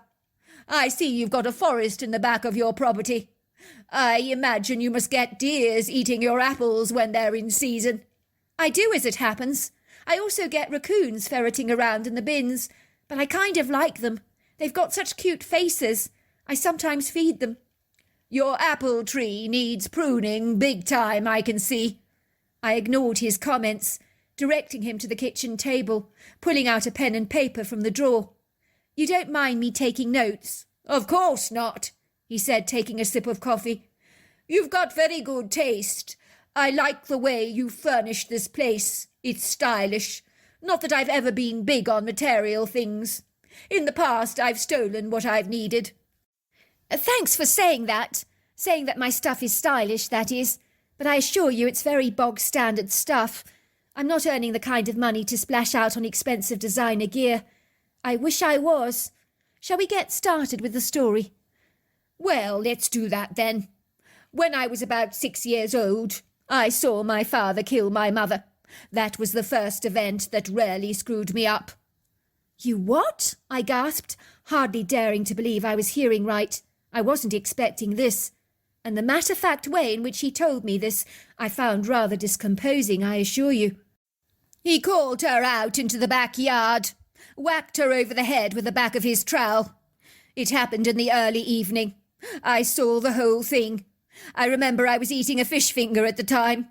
Funny how your mind makes you remember quirky details like that. I think he told her he wanted to show her a yard shrub, and she bent down to look, and wallop, he slammed her so hard at the back of the head with a thunderous blow. My mother fell backwards onto the ground. Her eyes were glazed over like a dead fish. It was over for her in seconds. She didn't suffer much. It was a good way to go. Lights out like that. She didn't feel a thing. I ran over to her. I said, 'Mummy, wake up,' but she didn't respond. It was very confusing for me. I was so terribly young. I didn't understand what was going on. I said to my father, 'Mummy won't wake up.' He looked up at me and pointed to the sky and said, 'Mummy was never going to wake up. She had gone to heaven.' I started crying, 'But I want my mummy.' And he said, 'Tough, she's gone. She's not coming back, son.'" "Are you winding me up? Did this really happen?" "Do I look like I'm joking?" "You saw him doing this to your mother at 6 years old. Heaven help you! What does that do to a little child?" "Well, it scared the hell out of me. I watched him dig a hole in the yard. He buried her under some rose bushes. He told me if I told anyone what I'd seen, I would be joining her under the roses. 'You mustn't tell anyone what Daddy did, or you will be sleeping with Mummy too.' So I learnt to keep my mouth shut. I tell you, those roses thrived. I gather it's the calcium in the bones that feeds the roses. I've never seen such flourishing roses before. Everyone asked my dad what his secret was. Little did they know a dead body, and voila, you have great roses," he joked. I didn't laugh at his attempt to be funny. "I can't believe he got away with murdering your mother. That's despicable." Well, he got away with it for the first year in a manner of speaking. But then people began to ask awkward questions. My mother had been away for far too long on an extended holiday, of which she had abandoned her own child, which was exceedingly out of character for her. It would appear that her own sister became very suspicious. The police investigated my father. They uncovered my mother's body under the roses, with the help of some cadaver dogs. Needless to say, my mother's sister didn't want to take care of me. Oh, no, that was too much for her. She was a lazy old cow. She couldn't be bothered with children, never had any of her own, didn't want to be saddled with me, made that perfectly clear, of course. So I was put in foster care, which also screwed me up. Why do you think your father killed your mother? Did you ever ask him? He just told me the woman was a bloody bitch, deserved everything that she got. And that's all you know? That's all I know. I was too young at the time to know what was going on. Even so, it must have really messed with your head. Did the authorities give you any counselling for the trauma you experienced? Well, I think I sat with a psychologist for a week. My memory's pretty vague on the matter. She made me draw pictures of my father and mother. I remember she cried when I drew my mother lying under a flower bed with a smiling face. She asked me why my mother was smiling, if she was under the ground. I said she was happy about the roses being so pretty above her head. I couldn't understand why the therapist was crying. I thought I'd drawn a very attractive picture. She kept saying, "You poor thing, you poor thing." I didn't feel very poor at all. Did you see your father again after he was incarcerated? No, he hung himself in a prison cell. Oh, I am sorry. Don't be. My father couldn't hack being on death row. If he was going to die, it would be on his own terms. That's the way he looked at it. I think he did the right thing, considering. It's no life being locked away in prison for anyone. I'd do the same if I was stuck in that place indefinitely. It's no life. The food is gross. Everything is watered down. What was the foster care system like? Not good. Not good at all. I went from one foster home to another. I was described as being a juvenile delinquent. Always getting into trouble I was. I guess I was an angry kid, with an explosive temper. I'd break things, have tantrums, fight with other kids, steal things, especially money, from my foster mother's purse. Well, maybe you were angry about what happened with your mother on an unconscious level. You were fighting back. I don't mean to be rude, Carly, but I don't need a shrink. I'm just telling you my story. Sorry, I didn't mean to sound like I was feeling sorry for you. Do you mind if I smoke? I could go outside if you'd like. No, it's all right. You can smoke in here, but you must open the window. I watched as she pushed open my kitchen window, pulling out a box of cigarettes from his back pocket of his jeans, lighting one, and he began to smoke. I knew that once he told me his story, I wanted him out of here as fast as possible. I perceived that I was being reckless inviting him into my home, and realizing that his father had killed his mother, burying him under the roses, rarely left chills running down my spine. I had tried not to react or appear too shocked, but hearing him talk about his mother in the same tone of voice as the lemon detergent he'd been selling me made me wonder if he was a narcissist, devoid of any emotions at all. You had to be careful of people like him, I thought. So what happened to get you incarcerated? Well, I got involved in petty theft at first. I broke into homes, stole jewellery, sold it to pawn shops. Then I graduated to electrical gadgets and things like that. I got involved with drugs. That was a slippery slope, let me tell you. I became a dealer. I was an eyewitness to one of the drug dealers being shot at point-blank range for disobeying the boss. Of course, I was expected to witness this incident. It was a warning for me not to go screwing my dealer. We were arrested on a police raid. The rest is history. Let's just say I don't want to go back into prison in a hurry. It's not the kind of life I would recommend for anyone. Prison can be brutal. Well, thank you so much, Braden. You've really inspired me. I'm going to use some of the things that happened to you in my story. Not so fast, lady, said Braden, tensing up. I've told you my story, Carly. I think it would be nice if you offered me something to eat, don't you? It's close to lunchtime. Oh, excuse me. I'm sorry for being so rude. I'll rustle you up something quickly. Do you like spaghetti? That would be great, he said, watching me as I put the spaghetti into the boiling salted water. I felt nervous as I watched his eyes on me. I noticed his eyes looked predatory as he studied me, while the corners of his mouth lifted up into a provocative smile. "Why is it that you women love to complicate things?" he said as I dished up the pasta on his plate, which he began to eat hungrily. "This is very good, Carly. You're a sensational cook, if I may say so." "Thanks. What do you mean women like to complicate things?" "Exactly what I'm saying, Carly. You know the real reason you invited me inside. We're both adults, are we not? You can quit playing games with me. I know what this is all about. In my book, there's nothing wrong with women making the first advances. I'm a modern man. I accept that things have changed." "What are you talking about?" I protested. "I genuinely asked you into my home because I wanted your story. I'm suffering from writer's block. I have an editor breathing down my back like a dragon. I need to get a synopsis out to her on the next book as soon as possible." "You really think I believe that?" "I don't care whether you believe it or not. It's the truth. I'd really like you to go now. I'm very grateful for your story, Braden. I really am. But I do think you've outstayed your welcome."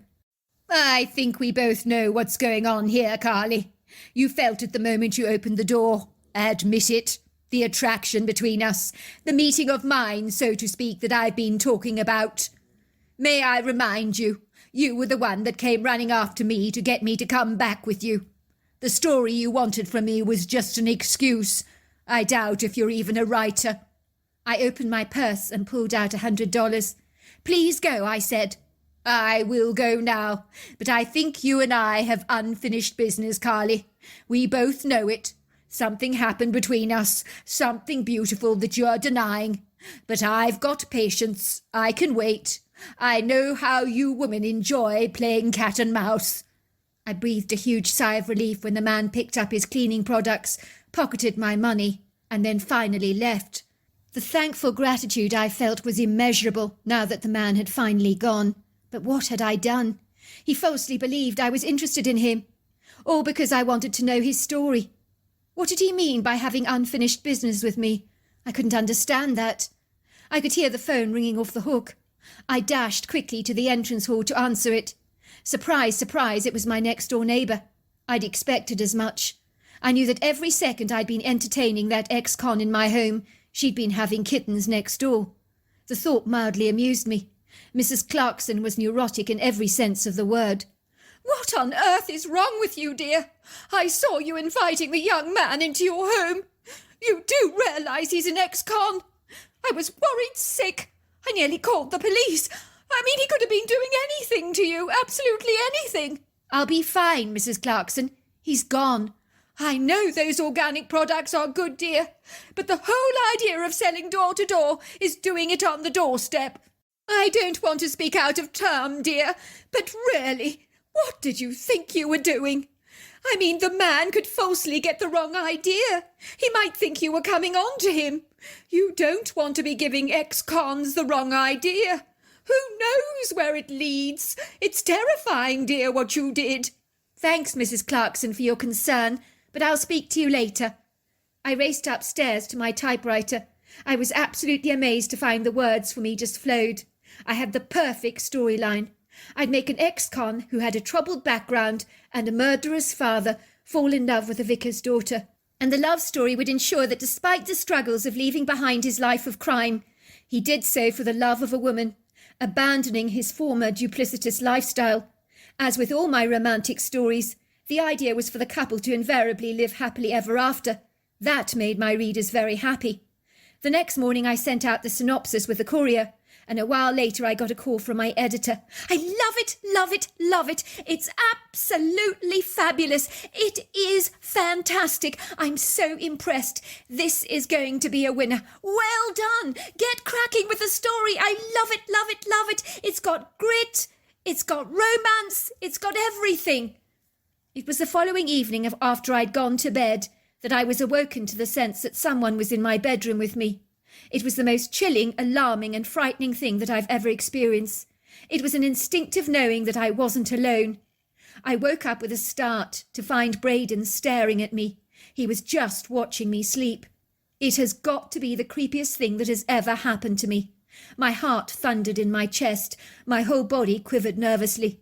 But I knew I had to remain calm and act nonchalant towards him, as if him being in my room was normal.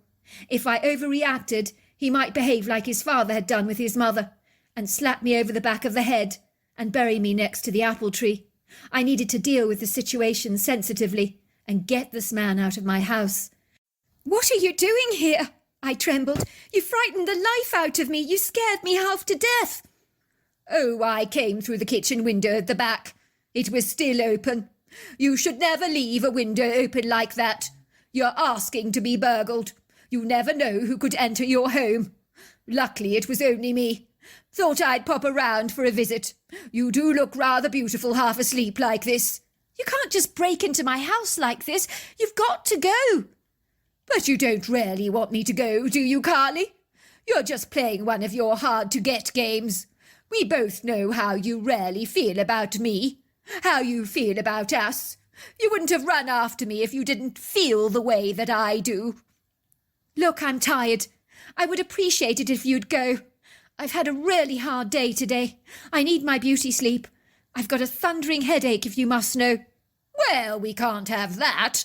I'll go and get you some pills from the bathroom. I saw some in your cabinet."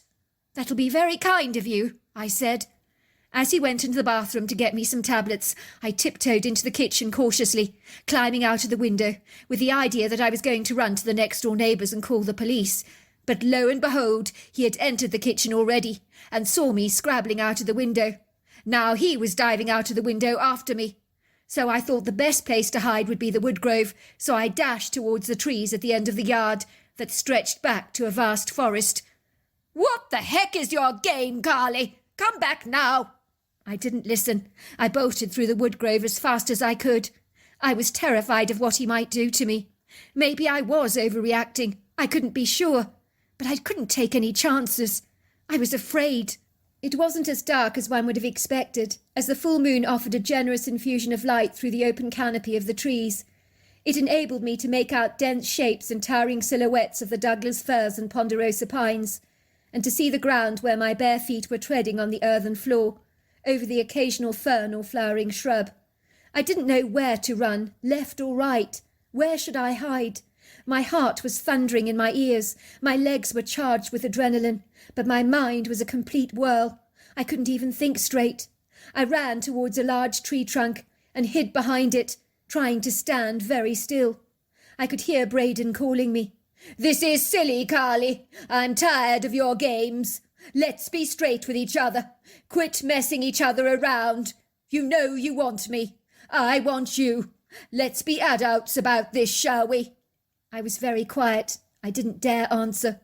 All that I could hear was the soundless forest with a still breeze, which struck me as peculiar, as there were no crickets or frogs that I was usually accustomed to hearing at night. Braden's voice became angry. "I'm pissed," he said. "You're pissing me off, Carly. Come out of your hiding place now, or I'll wring your bloody neck. I'm sick and tired of your games. It's always the same with you girls, isn't it? One game after another. You came on to me, then you pull away. You're a bloody tease, and I've had enough, you bitch. You're lucky I'm just a reasonable fellow, but my patience is drying up very fast." I stayed incredibly still as he moved through the trees looking for me, his voice becoming angrier and angrier and angrier. "When I find you, Carly, I'll bloody kill you. That's what I'll do. I'll kill you." Everything was so airily quiet. I stared vacantly into the darkness, not moving a single muscle. All I could hear was the rapid pounding of my own heart, feel the cool breeze blowing against my skin, feel the rise and fall of my own breath. My eyes had adjusted to the darkness. I could see Braden looking for me. Then suddenly I heard heavy feet walking through the forest towards us. But these were not Braden's feet. This was someone else, but someone who walks with such a heavy footfall, as the forest seemed to pound under the weight of the stranger moving towards us. For a second Braden stood still, looking nervously towards the trees, almost as if he sensed someone was coming our way. But he didn't shrink away into the shadows, nor did he run. He stood his ground with the cocky arrogance he possessed, as if nothing in the world could possibly intimidate him. I could hear some branches snapping and cracking, and then a dark shadow moved through the trees, standing yards away from Braden. I could see the huge silhouette, a solid, hefty silhouette that stood up so tall and proud, giving off a menacing red eyeshine. As I observed this anomalous creature through the shadows of the moonlight that flickered through the trees, caressing the creature's features, just enough for me to discern that he was a humanoid-looking creature, with the face of a man, the body of a giant, covered in long flowing hair, that I now know to be a Bigfoot. The creature growled, lifting back its lips to reveal its huge white human-like teeth. A deep, low guttural growl emanated from the back of its throat. The whole forest shook under the vibration of this sound. I could see it staring directly at Braden. The man seemed so confident, had now become a gibbering wreck. I could see his eyes grow round with horror, his body stiffen with dread. I think he did want to run away, but he seemed to become like a stone statue. It was as if fear had frozen him, incapacitating his ability to move. The critter growled again, and began beating his chest with his powerful fists in a display of dominance. Then it roared. There are no words to describe that aggressive roar. It was as if the forest reacted to that sound, for the ground vibrated. The boughs of the ponderosa pines began to vigorously move. For me it was like an outer-body experience, as if I was disconnected to my own body, viewing the scene unfolding before me like a television program. I felt no fear, no horror, no nothing. I felt as if I was caught up in a dream, of which I would surely wake. It felt surreal, so surreal that I doubted what I was seeing for a moment was the truth. I think in my astonishment I had suppressed any immediate reaction. When the creature roared a second time, it seemed to jolt Braden out of his frozen stupor. Then he let out an agonizing scream. He ran as fast as he could through the forest, with this thing dashing behind him. The creature moved so gracefully, so fast, and then they were both gone from my sight. I was certain that Braden was dead. I'd sensed the wrath of this angry critter. Nothing could escape a critter of such might, power, strength, and stamina. Surely nothing. I could hear a distant scream. It was clearly Braden. This time it was my turn to react. It dawned on me the precariousness of my situation, the danger I was clearly in. Whatever this creature was, it would be back. Then it would be after me, I was sure. I quickly made my way towards the furthest side of the forest, where I managed to make my way to a friend's backyard. The relief I felt was absolutely immense. I ran to their front door, beginning to bang it as hard as I could. But when my neighbour opened the door to me, I collapsed in their entrance hall from the shock. I was unable to say a single word, so they took me into their kitchen and gave me a tot of whiskey.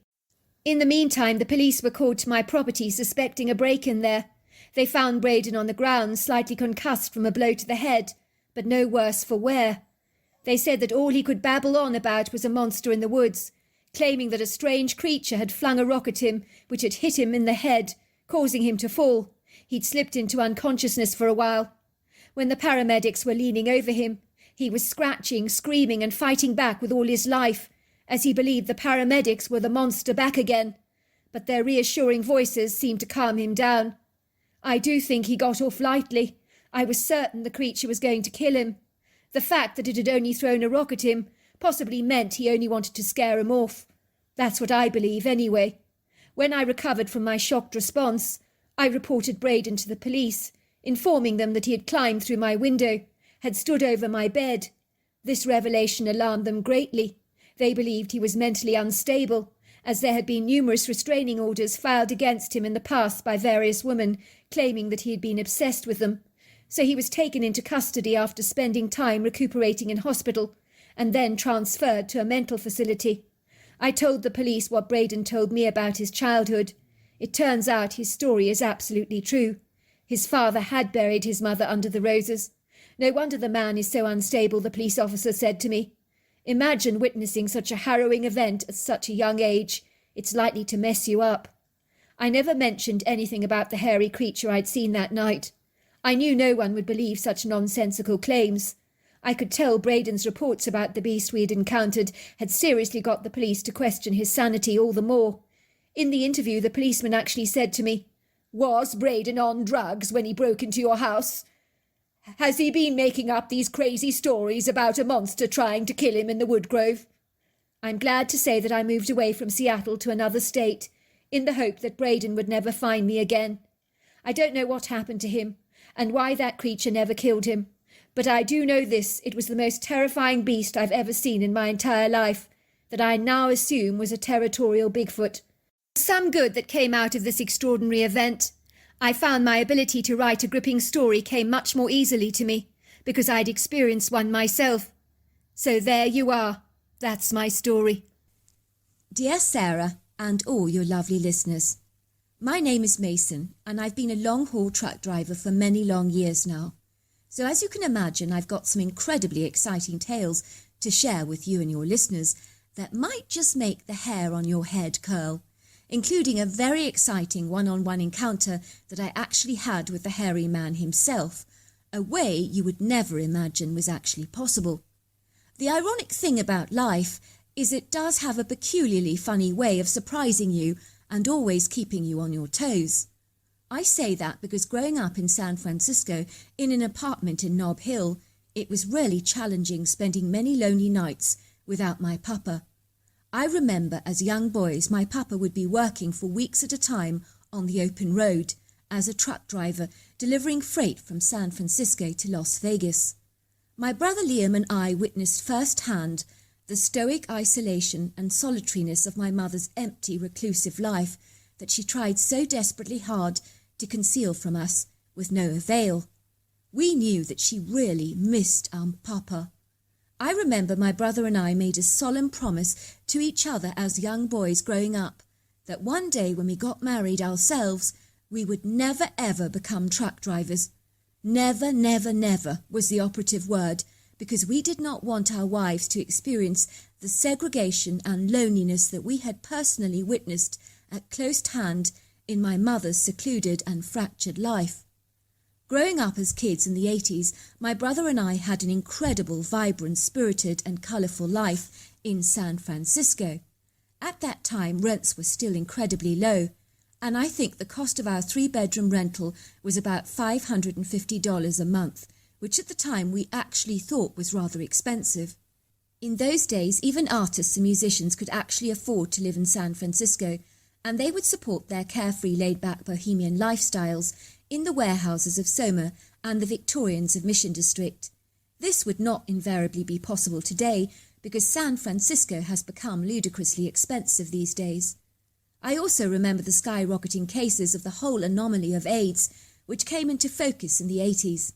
And also there was the terrible 1989 Loma Prieta earthquake that caused a tragic loss of life in the Bay Area, and my mother lost her younger sister Beryl to the 6.9 quake, which she took years to overcome because her sister was her very best friend. I remember as kids we would race down the San Francisco streets on the back of our bikes and our banana seats. It was in the Reagan era and everyone was wearing sweatshirts with the Esprit logos, and it was much more carefree way of life then, as we didn't have the technology we do today. So we were not physically attached to our cell phones and tablets like they invariably are today. Growing up, my brother and I were transfixed by everything mechanical, as we loved the inner workings of a car. I truly thought we'd end up becoming car mechanics, but it seems I was incredibly wrong. The universe clearly had other ideas in mind for us. When I was about 15 years old, my papa took me on a long-haul truck trip just for the fun of it, and I was totally blown away by my papa's job, and I tried to overcome this rising, bubbling passion and enthusiasm within me, but it could not be suppressed. And when my papa gave me a go at the wheel, well, I was now well and truly hooked and definitely smitten with the idea of becoming a trucker. Worse still, the following week, Liam joined my father on an open road trip on his truck, and he was also completely bedazzled by the truck driving phenomenon, and we were seemingly enticed by its attractive allure, and nothing could stop us.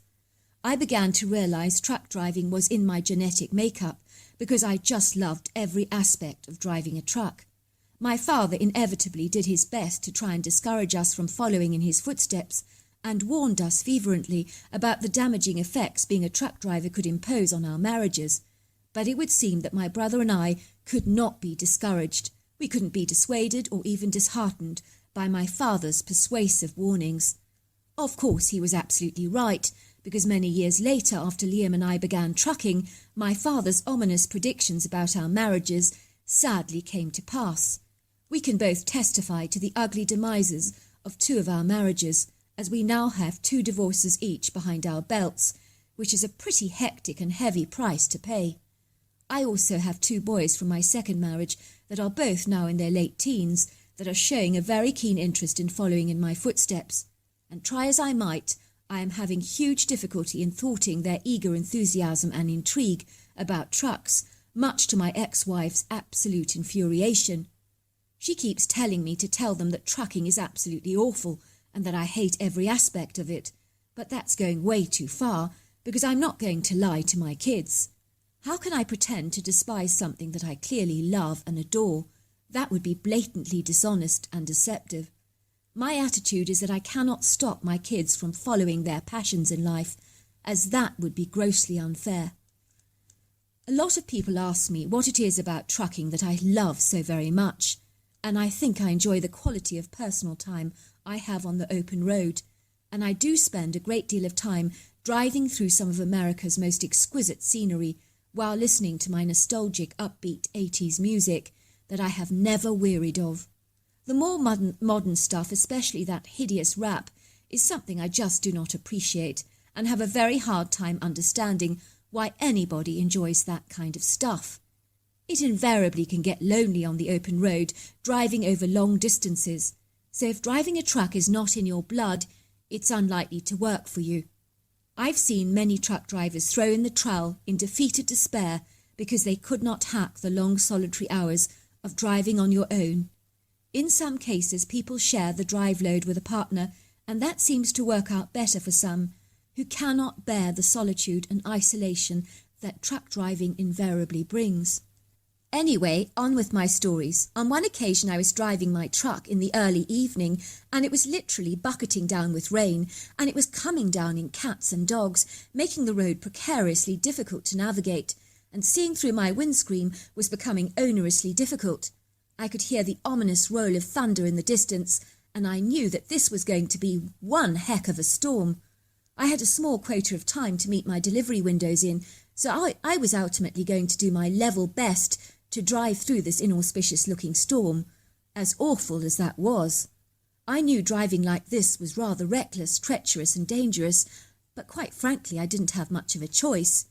It was getting dim, and I could see the bright yellow, jagged electric light of the lightning piercing through the sky, and the atmospheric electricity on this evening seemed heightened in its intensity. I was driving extra slowly on this occasion through a very built-up small town, full of ice cream parlours, boutiques, delis, shops, diners, coffee shops and restaurants. Most of these were closed, obviously, apart from the restaurants, of course. I noticed 2 people actually huddled under a large oak tree, trying to block out the rain and waiting to cross the road as the traffic light was still red. I stopped my truck immediately and signalled for the 2 people to cross by flashing my lights. I wanted these 2 poor drenched people to cross the other side of the road, where they would invariably reach shelter under the cover of the shopping arcade. They were completely soaked to the skin, with no raincoat or umbrella between the 2 of them. In that precise moment, the huge oak tree they were sheltering under was suddenly struck by lightning. The explosive sound was so deafening and way too close for comfort. I have never seen something so alarming and so apocalyptic in all my life before. I observed this lightning literally blow these 2 people off their feet and thrust them into the air like rag dolls, and it almost looked like they were exploding like fireworks.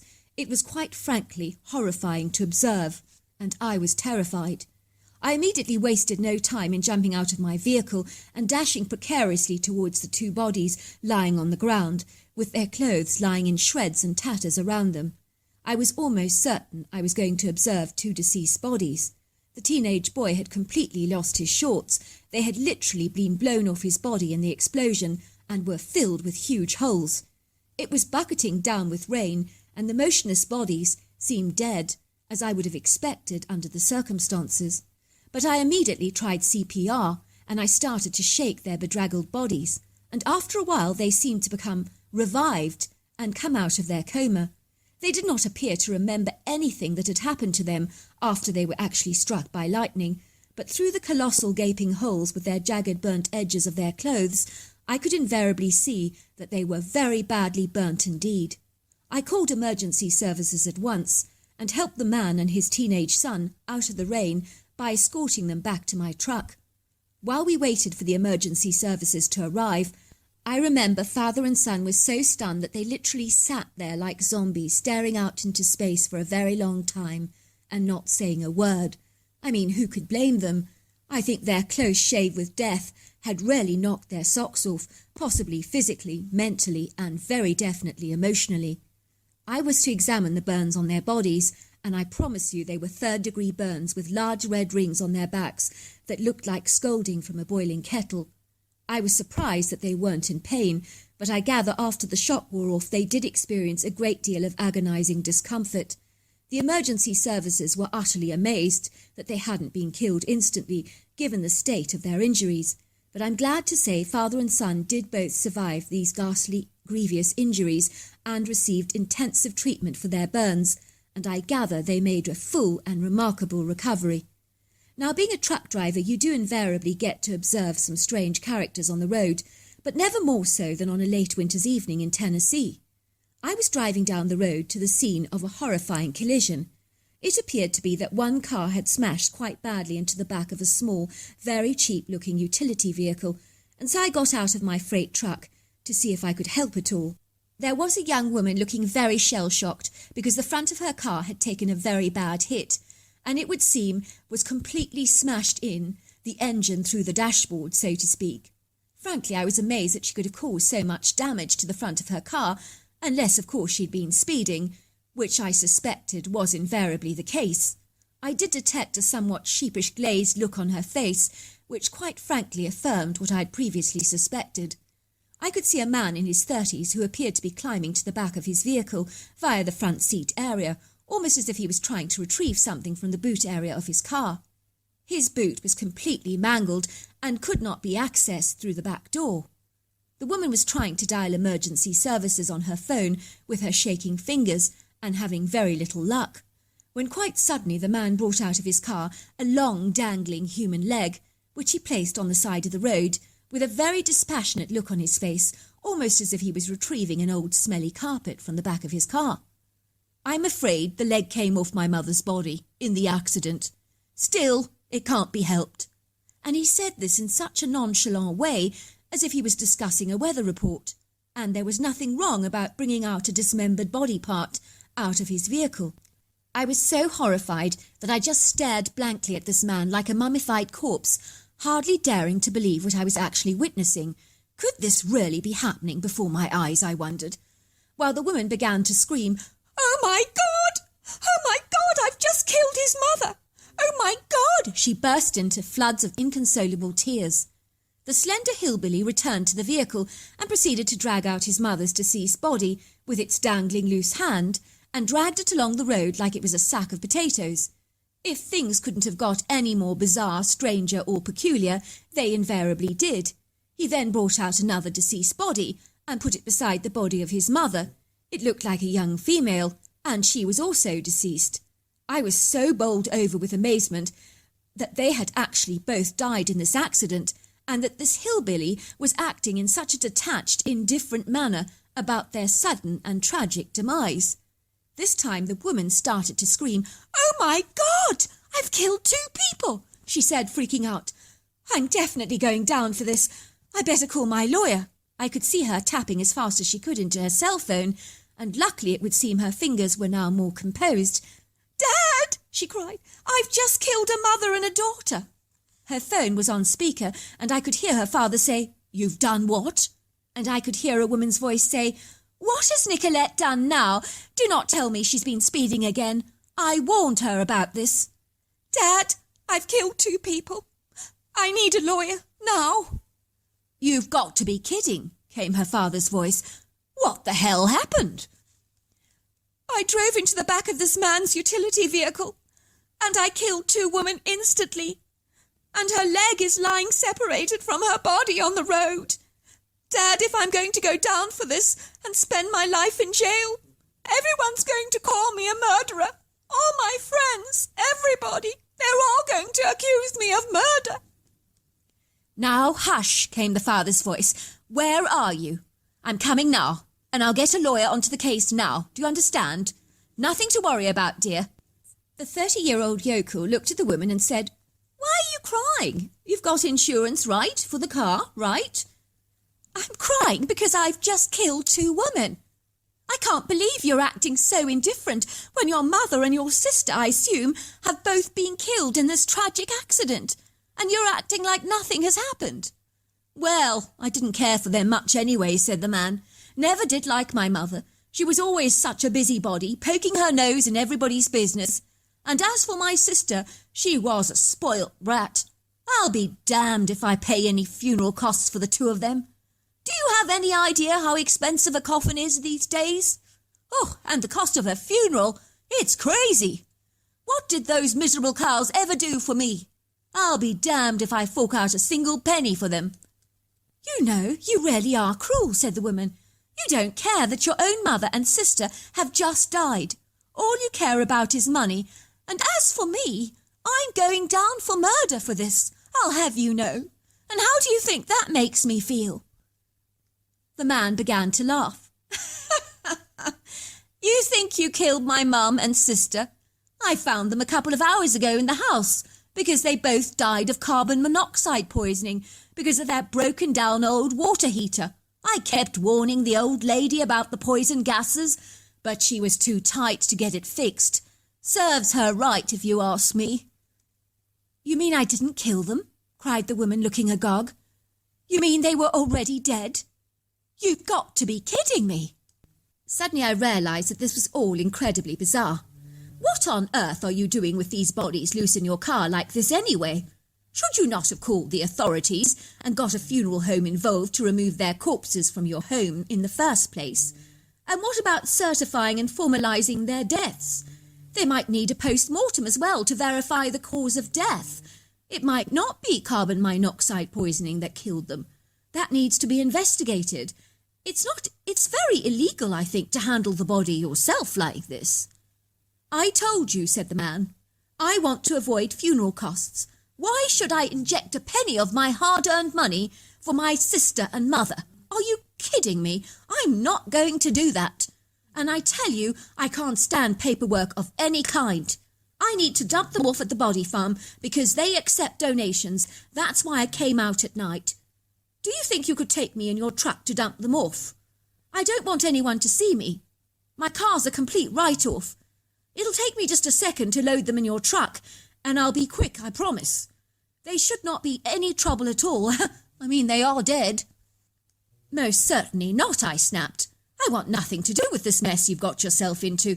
You'll have to tell the authorities yourself what you've actually done. This is not my problem, and I refuse to get involved. I haven't done anything wrong, snapped the man. I'm just trying to save a bit of money.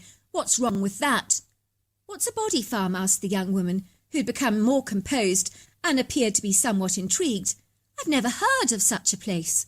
The man pulled out a piece of paper from his pockets. It's at the University of Tennessee Anthropological Research Facility, a few miles from downtown Alco Highway. It's for the study of body decomposition in various settings, and they do accept body donations. You cannot donate your family's body to the body farm, I told the man. I imagine there needs to be a specific clause in their will that stipulates they want their body to be donated to the body farm for research purposes. You can't just dump them off willy-nilly like that. Are you kidding? I thought if I threw them over the fence, that would all be fine, said the man. I'm sure they're grateful for all the donations they can get. And what about anonymous donations? Aren't they an added perk? Even the young woman began to look at the man in absolute horror. Are you for real? She gasped. I can't believe you actually just said that. Do you know nothing about the law in North America? You can't randomly throw dead bodies over fences just because you want to save a bob or two. Suddenly we saw a man and a woman rushing towards the young woman with frantic looks on their faces. Oh, sweetheart, said the father. I've got the lawyer on the phone. He's going to sort this wretched, grim business out for you, I promise. Now remember, you were not driving fast, and it was an accident. Can you remember that? You weren't driving fast, and it was an accident." The girl smiled jubilantly at her father and gave him the hugest hug.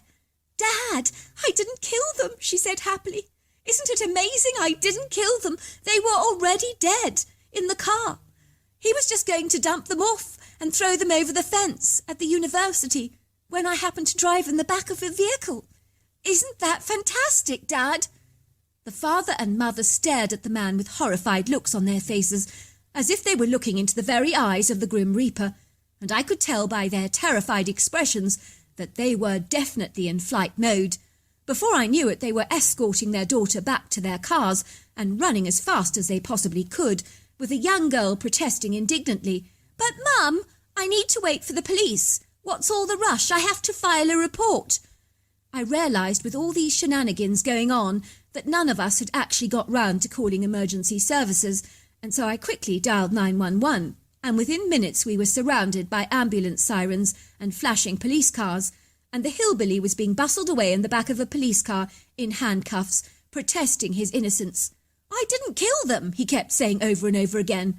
"I was just dumping them off at the body farm. What's wrong with saving a bit of money? Doesn't anybody understand that?" I was to find out later that that hillbilly was in fact telling the whole truth, and his mother and sister were actually killed by carbon monoxide poisoning due to a water heater, and he was trying to dispose of the bodies in order to save on funeral costs. It really is a funny old world out there, and some of the stuff is so ludicrous you literally cannot make the stuff up. It's off the charts, totally crazy, which makes the world of fiction almost seem dull by contrast. Another time I was out on the roads. It was late evening during the week, and as I was driving I became desperate to relieve myself, and as it was a rather remote area, I was luckily able to pull my truck to the side of the road and finally park. I know of truck drivers who wear adult nappies because they don't want to take the time to stop, and there are invariably people who will pee in their bottles, but I prefer to do it the most civilised old-fashioned way possible by going behind a tree. Armed with a headlamp, I climbed over the guardrail, scurried down the grassy embankment, and wasted no time to find a large oak tree to relieve myself behind.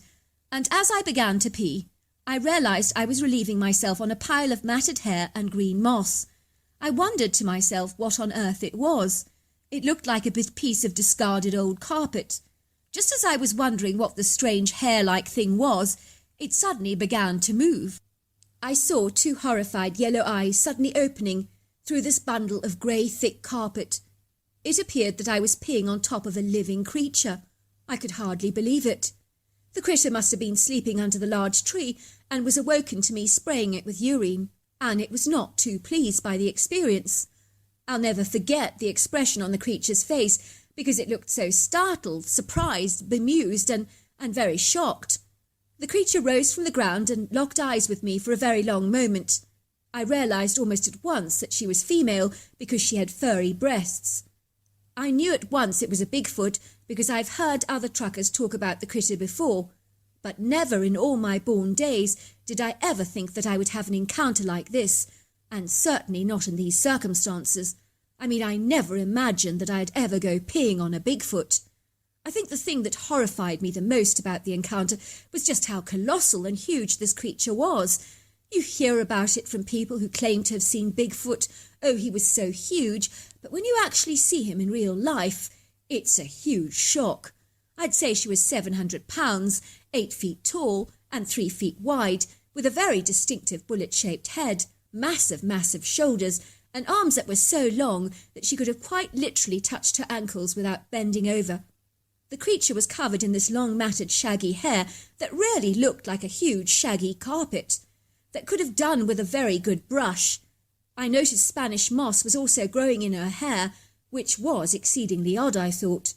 The creature had a very gentle-looking angular face and a flat nose and a slender mouth, and very deep-set, kindly golden eyes. I looked at the critter sheepishly because I did feel very embarrassed, especially when I was looking at the wet spot that I'd actually created on a small part of her torso, which she wiped down and actually smelt with her hands. That also was humiliating, because I'm quite sure it didn't smell great. I could tell she wasn't at all impressed, but she was much more upset to have actually been discovered and located by me, than the actual act of peeing on her. I think these Bigfoots are very evasive and elusive, and they don't like to be discovered by humans. If they're going to do any encountering, I'm sure it's really on their terms and not on ours. The creature got up and glided away into the woods with 5-foot strides, swinging her long arms backwards and forwards with such synchronicity. She was so agile, majestic and lofty, and she was beautiful to watch. I don't think I've ever seen anything move so fast and with so much grace. I also never sensed any animosity from her whatsoever, and I should have been terribly afraid, but I guess my shock was literally hijacked my fear. Even so, if you look at how imposing and majestic and powerful and strong she was, I should have been terrified.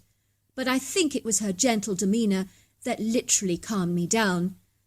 On reflection, I'm very glad I didn't pee on a male Bigfoot, because my trucker friend assured me that if I had done that, things might have taken a very different turn, because it would have appeared that I was acting very dominantly, and things could have turned very badly for me in those circumstances, and I have a sneaky feeling that he might be right, because I don't think a male Bigfoot wants to be challenged by a male human. Did I not tell you that the life of a trucker is a very interesting life indeed? Now you know why I like my job. So that's my story. Dear Sarah and all your lovely listeners, my name is Evangeline, and I grew up in Chicago, which is now a booming, dynamic, vibrant, multidimensional metropolis, which is pretty extraordinary because its early humble trade post roots were probably ill-prepared for Chicago to develop into such an imposing, impressive city, which it invariably is today. Many people wonder why one would ever choose to live in a city where 9 months of the year you have to put up with icy conditions and tons of snow, and may invariably spend much of that time hibernating indoors.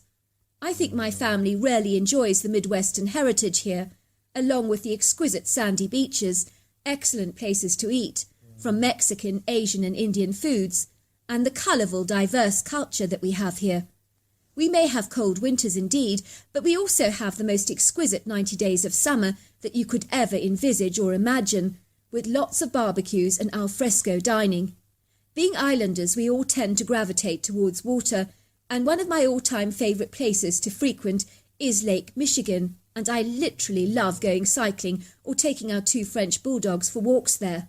Another great thing about Chicago is that we do have an excellent way to navigate the transport system, from our trains to our buses, and we also have the most amazing museums, parks and festivals, which make living here all the more exciting and very interesting.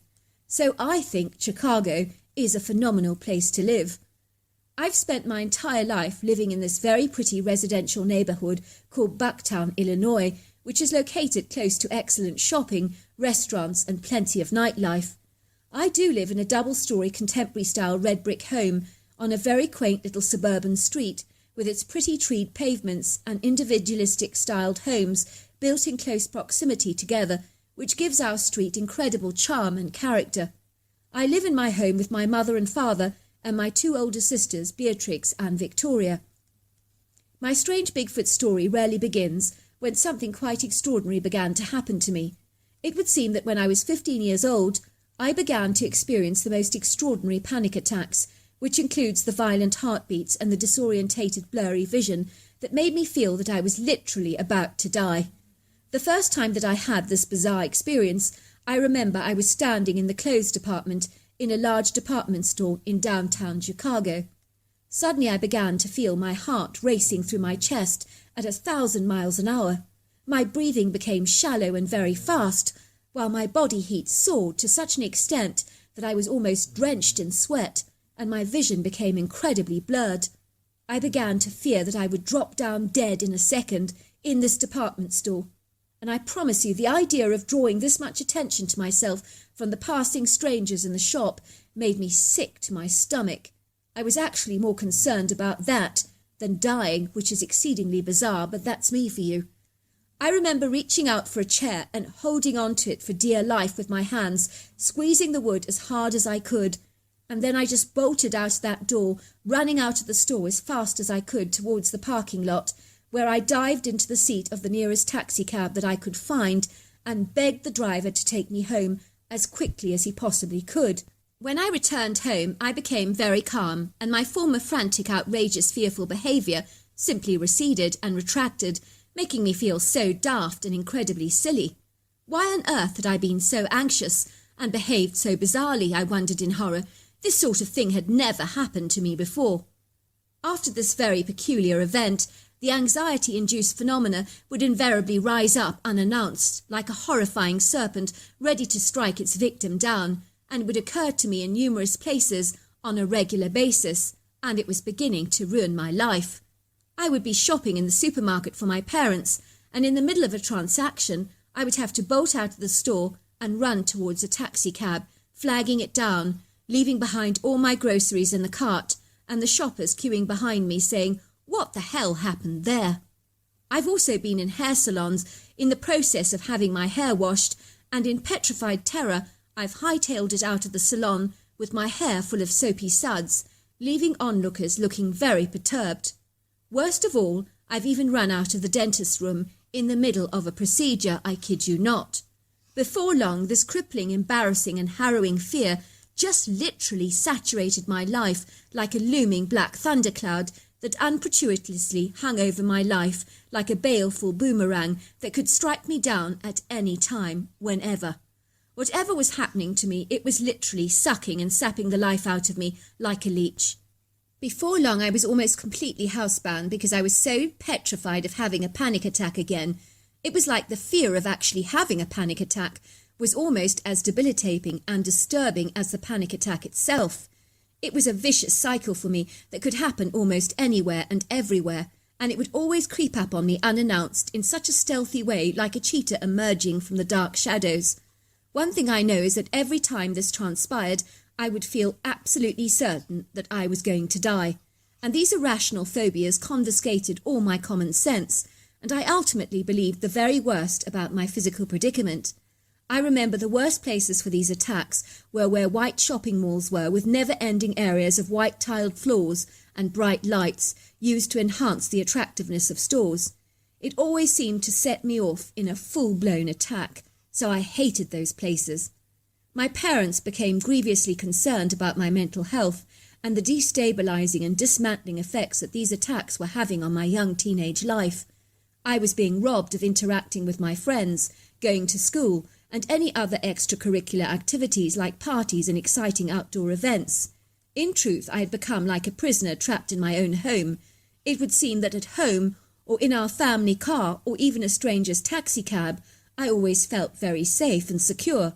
But out there in the big wide world, I felt incredibly vulnerable, assailable, insecure, and terribly afraid.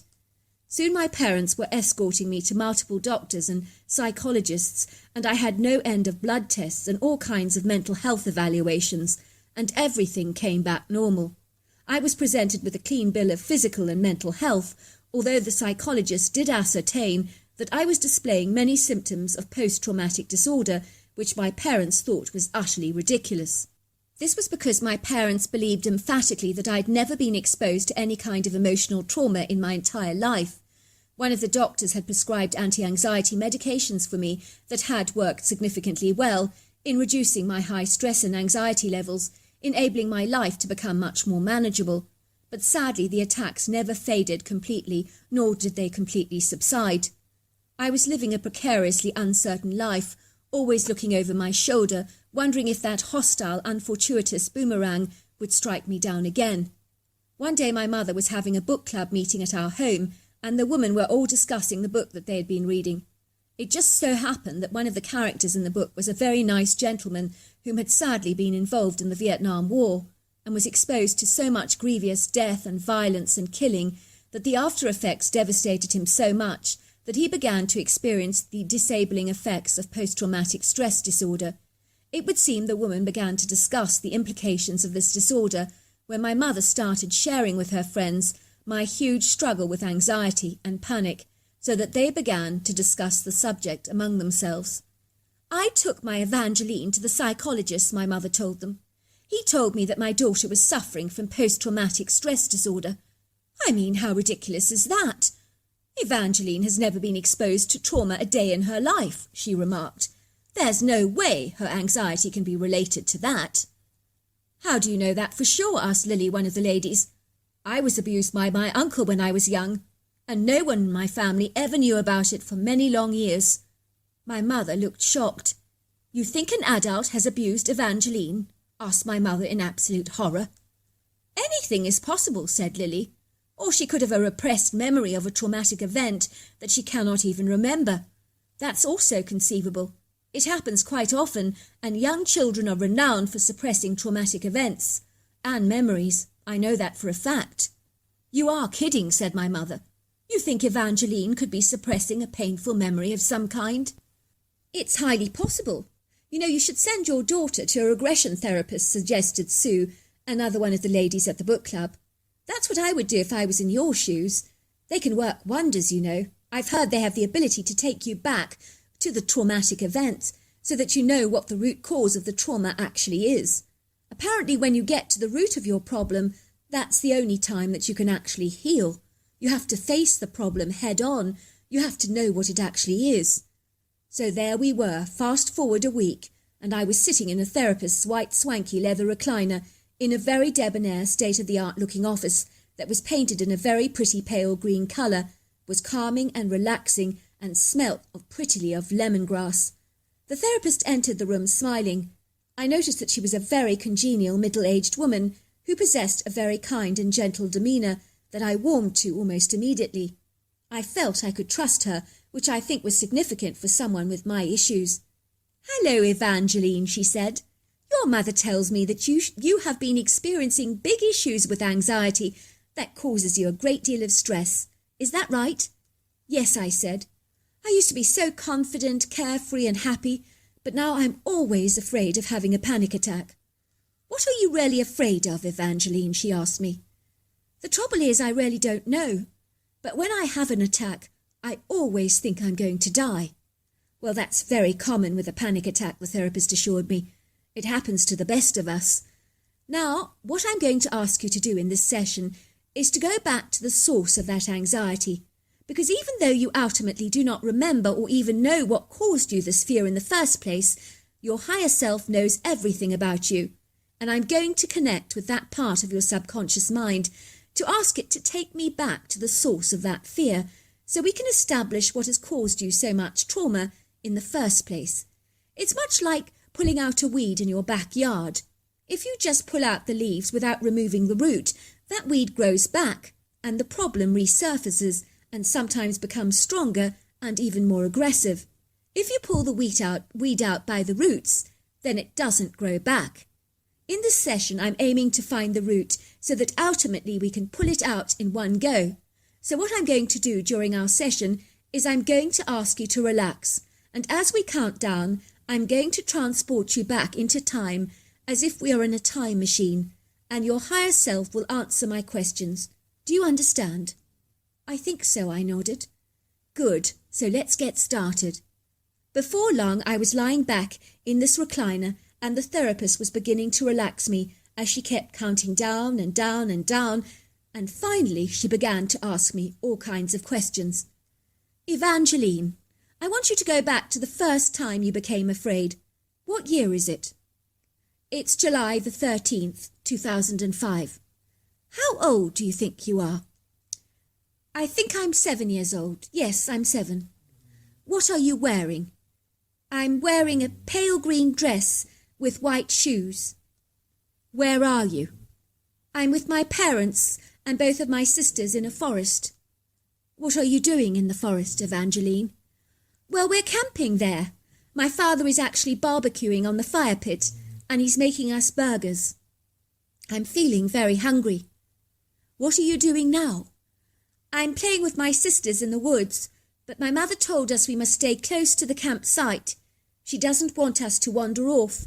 She's very afraid of us getting lost and losing our way." "What are you playing? Can you see what you're playing?" "I think it's hide and seek. Yes, that's right. It's hide and seek. Now, Evangeline, I want you to focus on the area where you first feel that fear. Where are you now?" "I'm hiding from my sisters behind this very big tree. I think it's an oak. Something is tapping, or someone is tapping me on the shoulders. I think that Beatrix has already discovered me, and I feel very disappointed and rather cross because I thought I had found a really good hiding spot. I finally turn my head to acknowledge Beatrix, but it's not Beatrix that has touched me. I'm so startled because I can't believe what I'm seeing. I've never seen anything like this before. Who is touching you, Evangeline? Describe the person to me. Oh, no, it's not a person. It's a huge, hairy giant. It's very, very big and very scary to look at. I've never seen anything so colossal before. This thing is larger and stronger than a grizzly bear, and it's standing up on 2 feet like a human. It's a very thick creature with lots and lots of muscles, and it's got breasts too. It must be female. It's staring at me with these big brown eyes. What are you scared of, Evangeline? Why are you scared of this creature? Because it's big and it's frightening. I'm thinking that it might want to eat me or to hurt me or harm me. I'm not sure what it wants. Why would you think that, Evangeline? Because the creature is intimidating. It's powerful, like a lion or tiger. It's very frightening. Now I want you to engage with the creature's psyche for a moment. I want you to perceive yourself through the creature's eyes. Try and read her energy and see what you get from her. See what she really wants with you, and see if you can tap into her emotions and feelings. You can do it. Try. I sense she doesn't want to hurt me at all. I'm surprised by that. I think she's very sad and lonely, even though she does have friends, but she doesn't have any children of her own. I think she's recently had a stillbirth. She's emotionally fragile and very overwrought. She was broken up by the death of her youngling and has not come to terms with it. It's eating her up in shreds inside her. She feels so desperate and hopeless, like she's really lost in life. How does that make you feel, knowing that about this creature, I mean? I feel very, very sad for her. It makes me want to cry because I can sense her desperate, debilitating pain, almost as if it was my own. I can feel it. I think she feels so lost and alone, as if her life has somehow lost its purpose and meaning, and even value. So what does this creature want with you then, Evangeline? I think she wants to take me to her home with her. She wants to find a substitute for her youngling that she lost so tragically. I think she wants to raise me as her own child. She so desires and longs to be a mother again, more than anything else in this entire world. She feels that it's what she's meant to do, that it's her life's purpose, and that's what she's here for in the first place. That's all she desires. Well done, Evangeline. Well done. You're doing incredibly well. I'm so proud of you. Now I want you to tell me, what is happening next? What is she doing? Is she standing there? Is she moving? Is she looking at you? What's she doing now?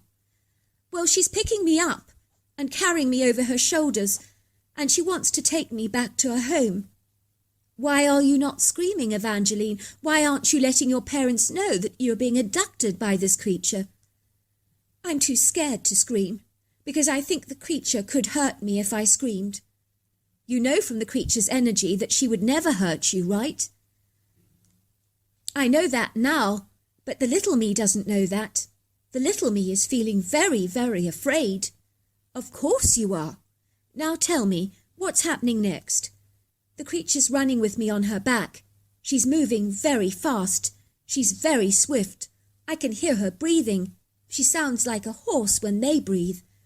I feel that she wants to run as fast as she possibly can, and she's very, very fast. Now I want you to tap into her energy again, Evangeline. What is she feeling now? I sense she knows she shouldn't be abducting me. She knows it's very wrong. But her longing for a child is so unbearably strong that it's driving her and propelling her to take me with her. She wants a child that badly. What happens next, Evangeline? I can hear my mother screaming my name. She sounds frantic and desperate and terrified. I think she's looking for me and she can't find me. The creature stops dead in her tracks because she hears my mother's desperate calls. Tell me, Evangeline, How is the creature feeling now when she hears your mother crying out like that in terror? I sense she feels absolutely terrible because she knows the pain of losing a child herself. I think she realizes that she cannot take me from my mother. She understands that she would inflict too much pain on her, and she can't do it to someone else. So she's deciding to return me to my mother, and she turns around and runs back with me on her back and puts me back behind the oak tree where I was previously hiding. I watch her moving away. She moves like the wind. She is so graceful and beautiful. But now I know how she's feeling. I feel very sad for her. What is happening next, Evangeline? Tell me what's going on now. My mother finds me. She's shaking me very hard and very aggressively. She's furious with me. I think she's seething because she thinks I deliberately didn't answer her when she called out for me. She's reprimanding me severely and telling me that I'm very naughty and I must never make her scared like that again, and that I was a very bad child to do that. I tell her that a big hairy lady took me. What does your mother say to that? She ignores me because she thinks I'm making all kinds of excuses and telling fibs. She believes I've been very badly behaved, and she's not happy with me. She's decided to ignore me because she's so very angry. I can see it in her face. Her face is bright red. She keeps looking at me, and she looks mad. Now, Evangeline, I want you to tune into the energy of the creature that you just saw. You found the source of your fear. You realize that now. Was it foolish to be fearful of this creature? What does your higher self say about that? I have nothing to fear, because the sad creature has a beautiful, kind, gentle energy, and she would never have ever hurt me. All she wanted was to be able to give and receive love, like a mother does. How do you feel about your panic attacks now, knowing that this creature that you encountered is in fact the root cause of your fear? I feel very silly and very pathetic. There was nothing to fear. There never ever was. Good girl, I'm proud of you. You're right, Evangeline. You have nothing to fear. So I want you to release that fear now. Let it go.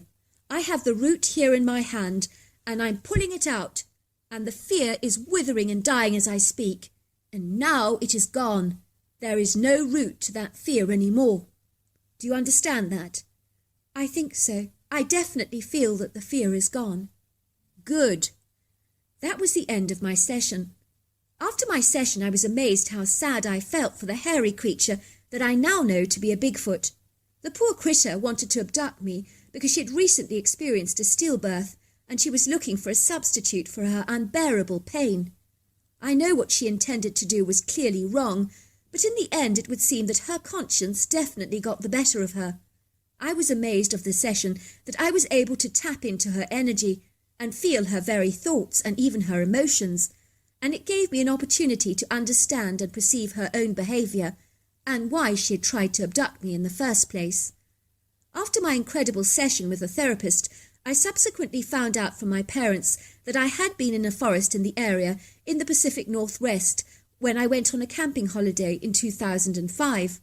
My mother said I was playing hide and seek with my sisters, and when they could not find me, they alerted my parents. I gather my mother was absolutely enraged with my older siblings for not keeping an eye on me, which is irrational because we were playing hide and seek at the time. My mother believed that I had wandered off and become very frantic, but I gather I was not gone for very long. They were oblivious to the fact that I was nearly abducted. I was apparently about 7 at the time. Beatrix was 10 and Victoria 9, which affirmed what I had observed in my regression therapy. I want to tell you, after the regression session, my panic attacks never ever returned, and my parents believed the therapy was miraculous for some reason. I never told anyone about the Bigfoot in my regression therapy. I know it sounds odd, but I didn't want to share my encounter with anyone. But in this anonymous forum I thought, well, why not? So there you are. That's my story. Well, hello there. I hope you enjoyed the Omnibus edition. We've got many more coming our way for you to listen to.